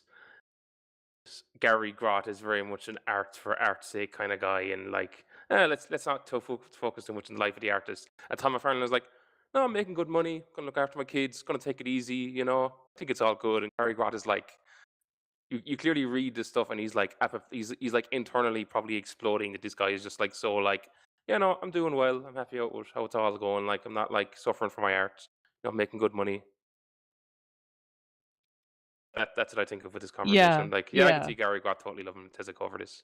Oh yeah, absolutely. Yeah. Oh yeah, you're not sleeping. You're gonna die of a heart attack at 50 whatever. Yeah, no, absolutely not. Mizuki gets his 8 hours of sleep every night, 97 years. Like, He, we haven't finished our retrospective on this, and, you know, I've obviously read the entire thing, but at this point, I can't help but feel like giving this book an Eisner was only out of name, and not oh actually out of, yeah. like, merit. Come on Of, now, like, they give merit the of the Eisners to comic. Tom King. Like, let's be honest here. Oh yeah. Oh God, come They on. don't. They may not have even read the first volume, but I'm sure they didn't read more than that. Osamu Tezuka, historical and Orientalism. It's like how they kept giving like Junji Ito that award. I truly want to know, what was the last book we read that had this few female characters going through this much bullshit? What is the last misogynist ass book we read? Ayako, which is also Seriously. Osamu Tezuka. Seriously, like I cannot remember. Like, obviously issues come up in a lot of books, you know. Nothing is perfect. I don't expect it to be perfect. This one has like actively made me mad about it. Like, I'm usually pretty good at being like, yeah, well. To be fair, Morgana, if we were looking at like a Kitaro book by Mizuki, it probably also wouldn't have a lot of female characters. I don't know if it would be this misogynistic. It's got Neko Musume though, who's the best. She is so good. And I don't remember her getting like blinded, fucking No. muted. She's usually the one causing trouble, which is even better. There are problems with that too. Absolutely. Like, I'm not going to say Mizuki was a feminist, and I know that his studio was not particularly kind to women all the time, even though he had female assistants as well. But yeah, no, and he does not have a lot of female characters. He really doesn't, but they're fun. His female characters are fun. The ones in Tezuka's work, the ones in Buddha are all actually I do like Migaila. She just suffers constantly. She literally exists to suffer. And much. all the other women are like simpering. They're Queens, just or princesses, yeah. People who have their sons taken from them. You know, it's just like these women have no agency. Nothing good ever happens to them, and half of them don't have names. I feel like this is not going to change by the end of Buddha. Oh no, I do not expect it to. I don't think Tezuka could write women. I think he was shit at it. I'm okay saying that. I don't think he can write women. I have not yet seen evidence that he can write a compelling female character that I care about. I mean, who also doesn't suffer great injustice. Gotta check out Revo no Kishi, but Princess Knight is like, she's born with the heart of a man. A boy, right? yeah. A So boy, that's the whole, like, she's not really a girl. I mean, which is a whole different set of baggage, right? Yeah. Dar, you're back. Wait, are you back? No, he's gone again. God damn it.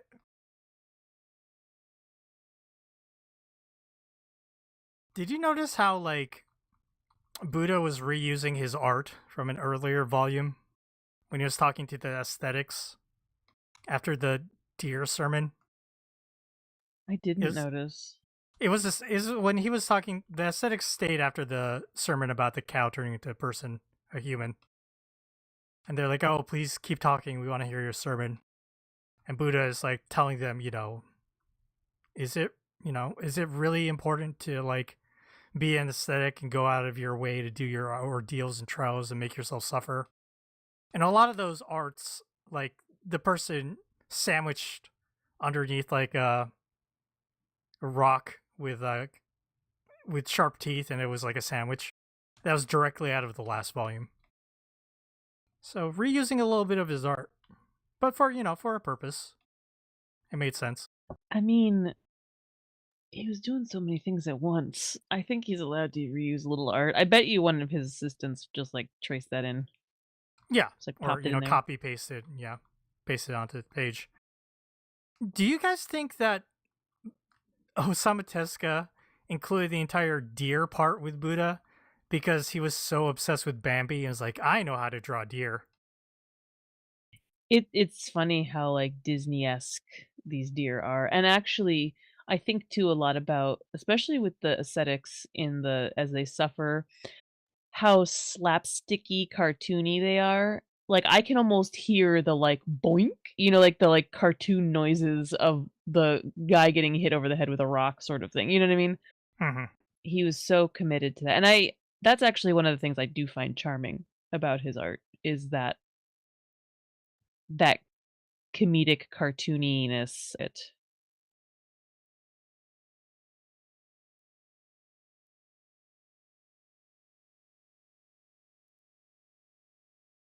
That story that Buddha told the first deer, it was about his father, right? It sure looked like his father. The one who was hunting deers and then the leader of the deer Possibly. sacrifices himself. Maybe it wasn't. Maybe it was just a random king. It did look like his father, so I was a little confused. Speaking of, the king, is it Bimbisara who's the one whose like son is gonna kill him? Yeah, he sure looks different in this volume. He looks hella old. He's like, isn't he like 31 or something? Yeah, he looks like he's in his 40s now. The way his face minimum. changed. I mean, I think the idea is that he's supposed to be like really stressed and anxious about dying, which like,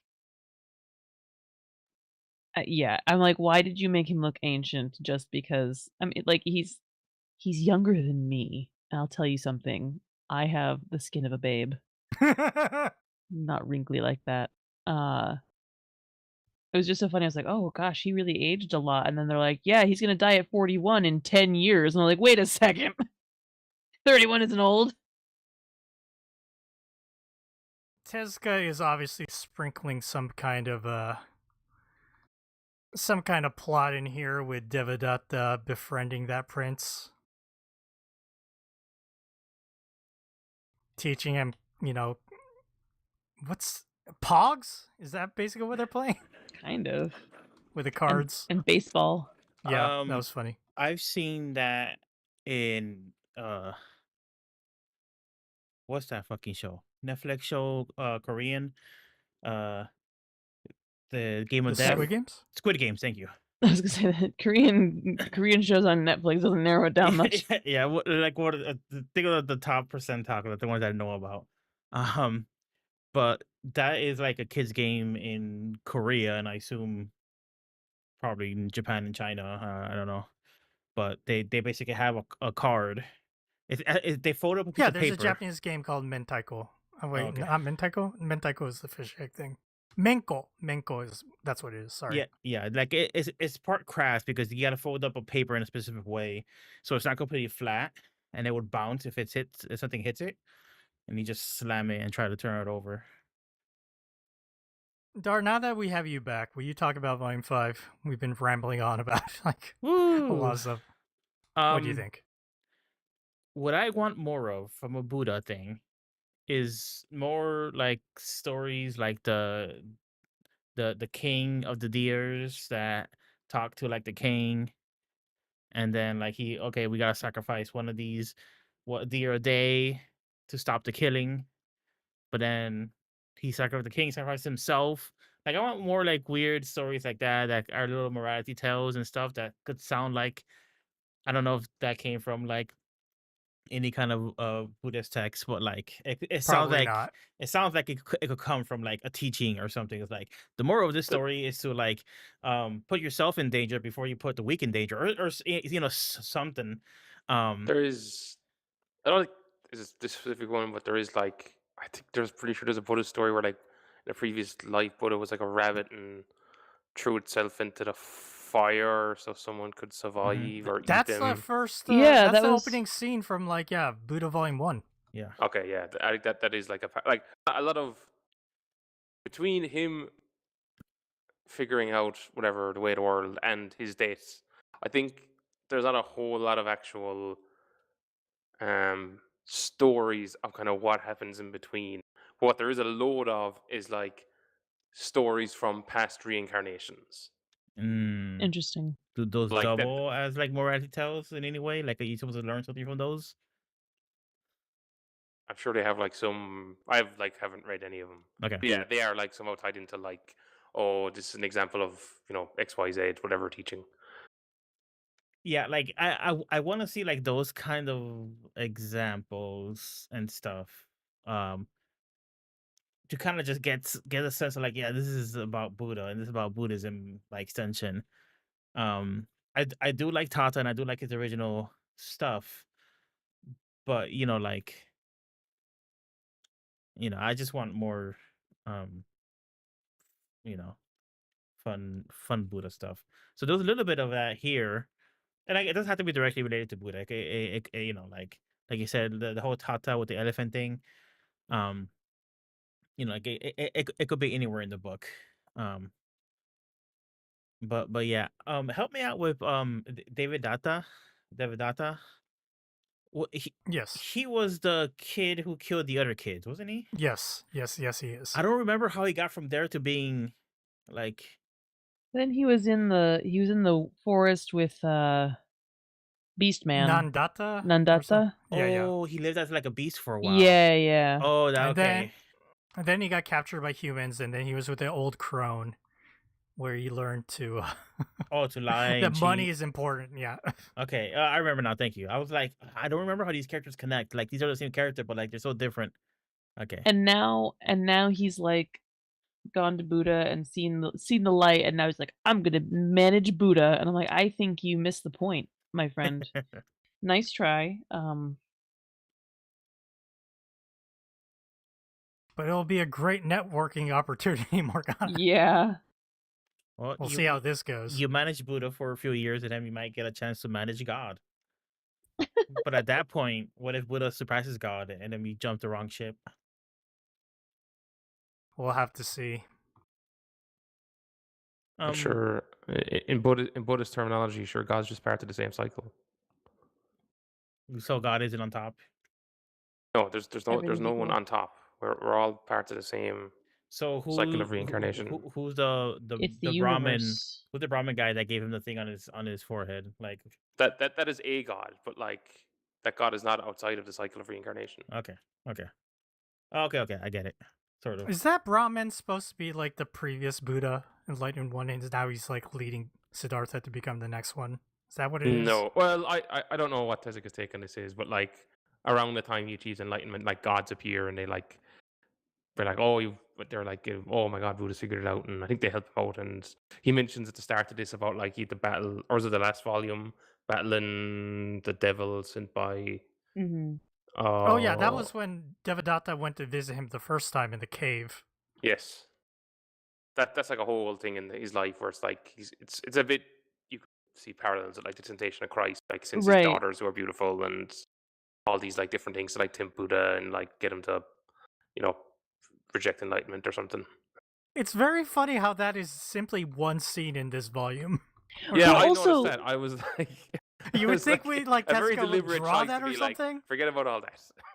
Yeah, like he's just enlightened now. I want to see this suffering. I want to see, like, that's what I'm talking about. Like the actual spirituality is missing. This isn't about Buddha. This is It's a about story. Tata and the elephant. Yeah, this is a story set at the same time as Buddha's life. It's not Buddha's life. Award-winning biography. Jesus Christ. It is award-winning, and it is a biography. Biography in big old scare quotes. I don't know about that. It's very funny how with every episode of this retrospective we get like more and more ornery about this. I feel like that happens with every retrospective. There's like a point at which we're like, we're sick of this. That's not true. We're pretty like high up on a lot of Dorohedoro.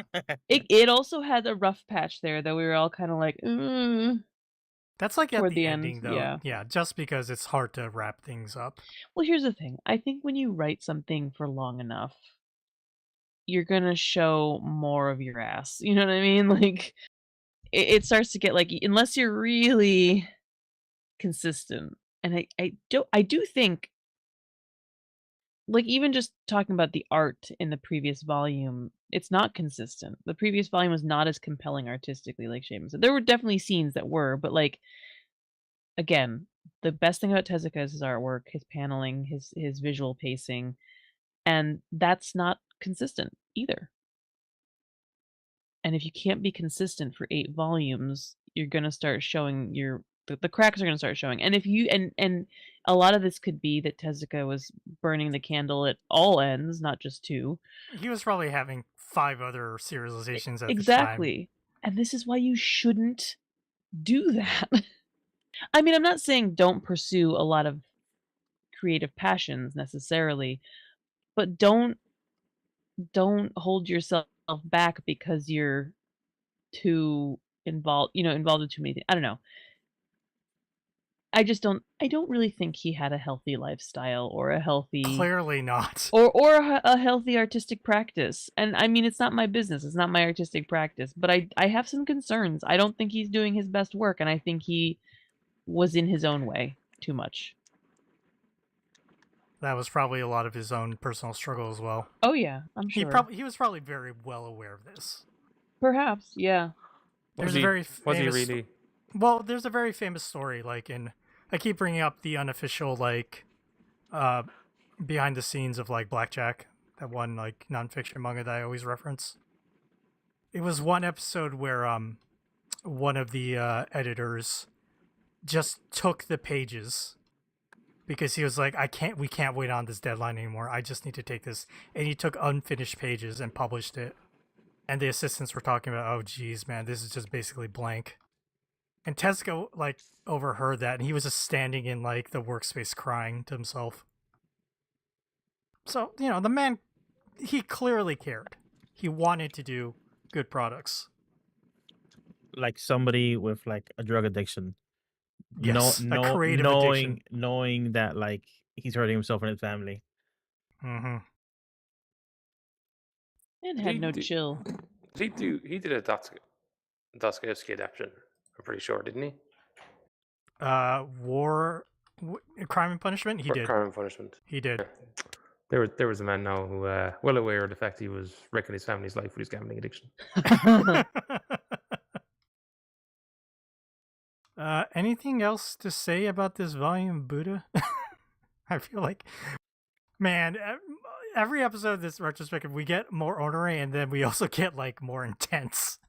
We just kind of burn through it all so quickly. Yeah. I liked it more than the last one because, like I said, I did think, stuff with the action scenes, the paneling was like, oh, this is like the stuff I like about him. But story-wise and everything else, it's just like, all right, 3 more volumes of this. Seamus all over the story. I am at the point. I'm just skipping dialogue. If I see dialogue, I'm like, I don't care. Like nothing said here is going to be all that interesting. Seamus like, just let me see the art and the cartooning and the paneling. Yeah. Let me look at those. But you might miss a cheeky dialogue box where they're like, "Is this the last panel I'm on?" or something like for breaking. Reference to General Custer. I do like those. I like the anachronistic jokes and the little things like that. Those are fun. Yeah, if he had like 20% more of that, like this would be an easier read. And at least one named woman character who doesn't have the short end of the stick constantly. We could only dream. Yeah, Dar, you have any final thoughts? Anybody ever watched the Legion TV show on FX? I did. The whole thing about the thing that comes and tortures him, the evil spirit thing, really reminded me of the Shadow King from that show. Even the way it was kind of drawn, like the silhouette was like this big blobby, kind of like a fat thing. Yeah. Really reminded me of, I don't know if you remember, but like the David character was basically, he's like a psychic from the X-Men universe. He's like a super powerful psychic, but his whole life he's being leached off of like another psychic that's like from his perspective, he's being haunted his whole life by like this monster.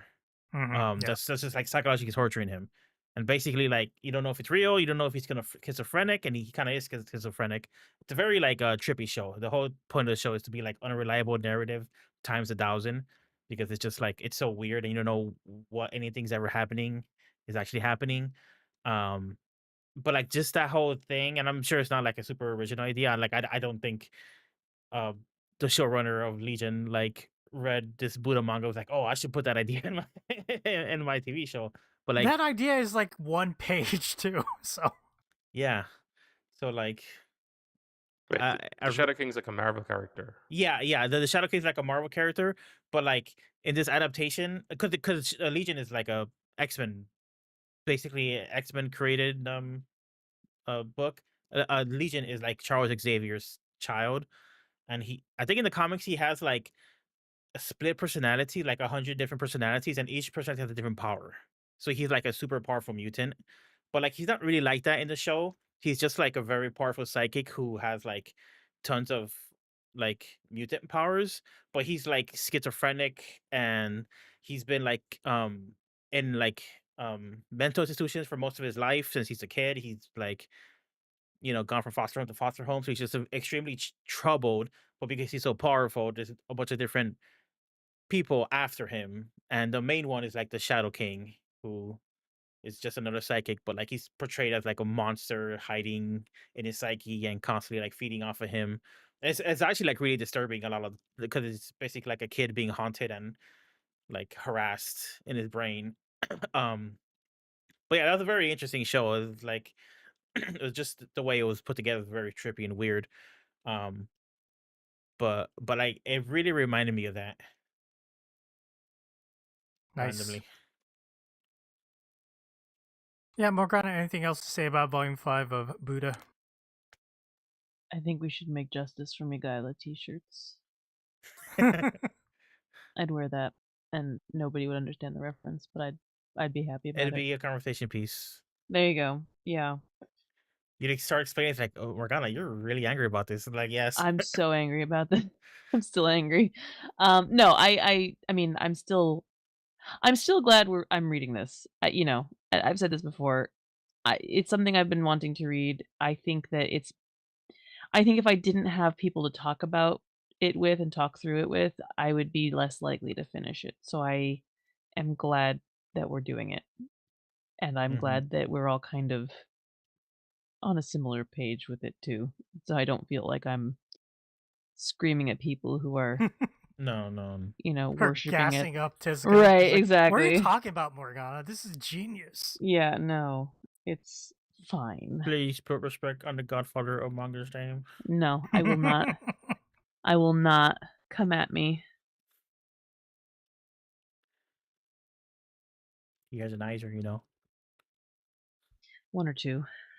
See, we need to like take some of the stuff you said and just put it together and like put a very clickbaity Oh name on yeah. it. Yep. Go Slap for your it. face in it. There we go. Go for it. And then we'll get so many Millions more of listens. views, so much engagement, all the hate. And I don't read we'll comments get- anyway. We'll get like 20. Yeah. I don't read comments anyway. I'm not on the internet, so people can yell at me if they want to. They're just yelling into the void. Yeah, that unless you come join our Discord. Please don't yell at me in the Discord. And harass Morgana. I'll cry. Come to the Discord. and Please. You will not survive long.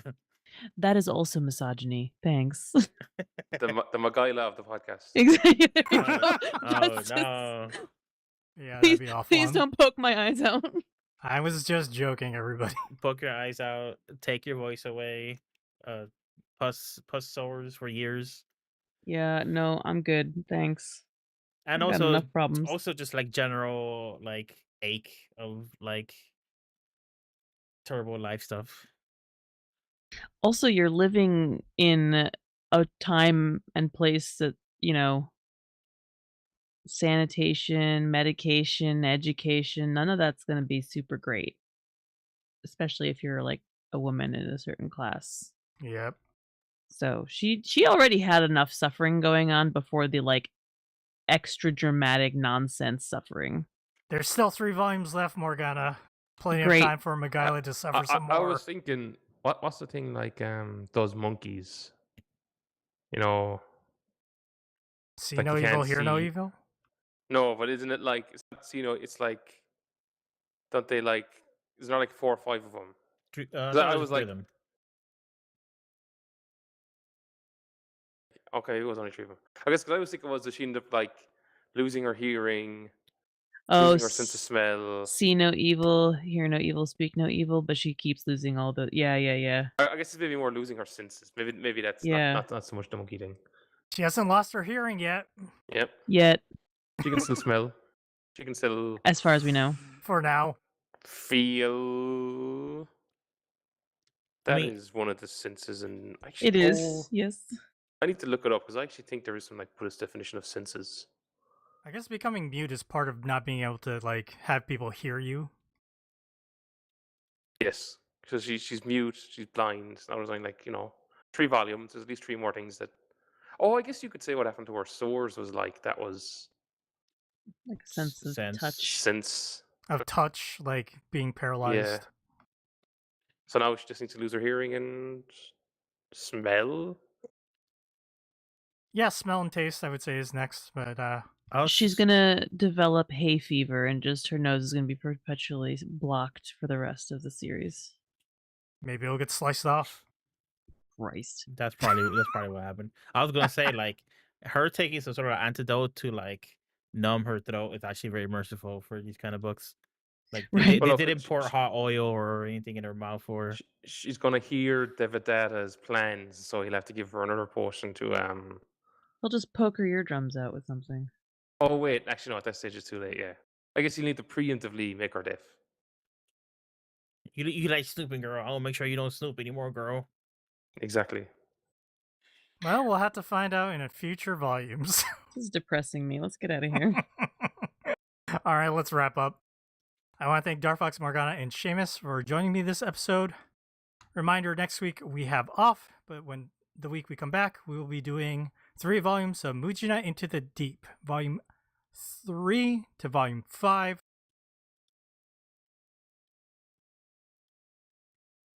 Or that will be chapters 5.3 to 8.1.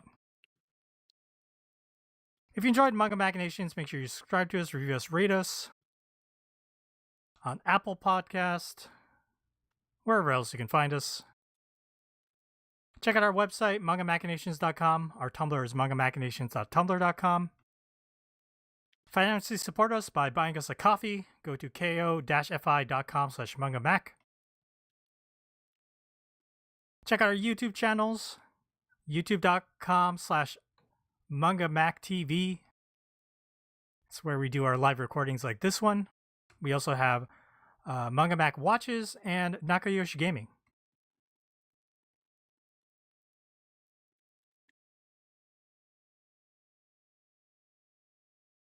Come join our Discord server, discord.me/mangamac. Do not be mean to Morgana.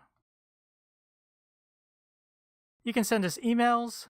Send them over to mangamachinations@gmail.com. Or follow us on social media at Manga Mac Podcast. That's Manga MAC Podcast. We're mostly on Blue Sky, but we do have Instagram, Twitter, and everything else. Or you can follow our personal social media. Follow me at Dakazu, follow Darfox at Darfox8, follow Morgana at Morgana Relina, and follow Seamus at Seamus2389. Remember, Seamus is spelled without an H.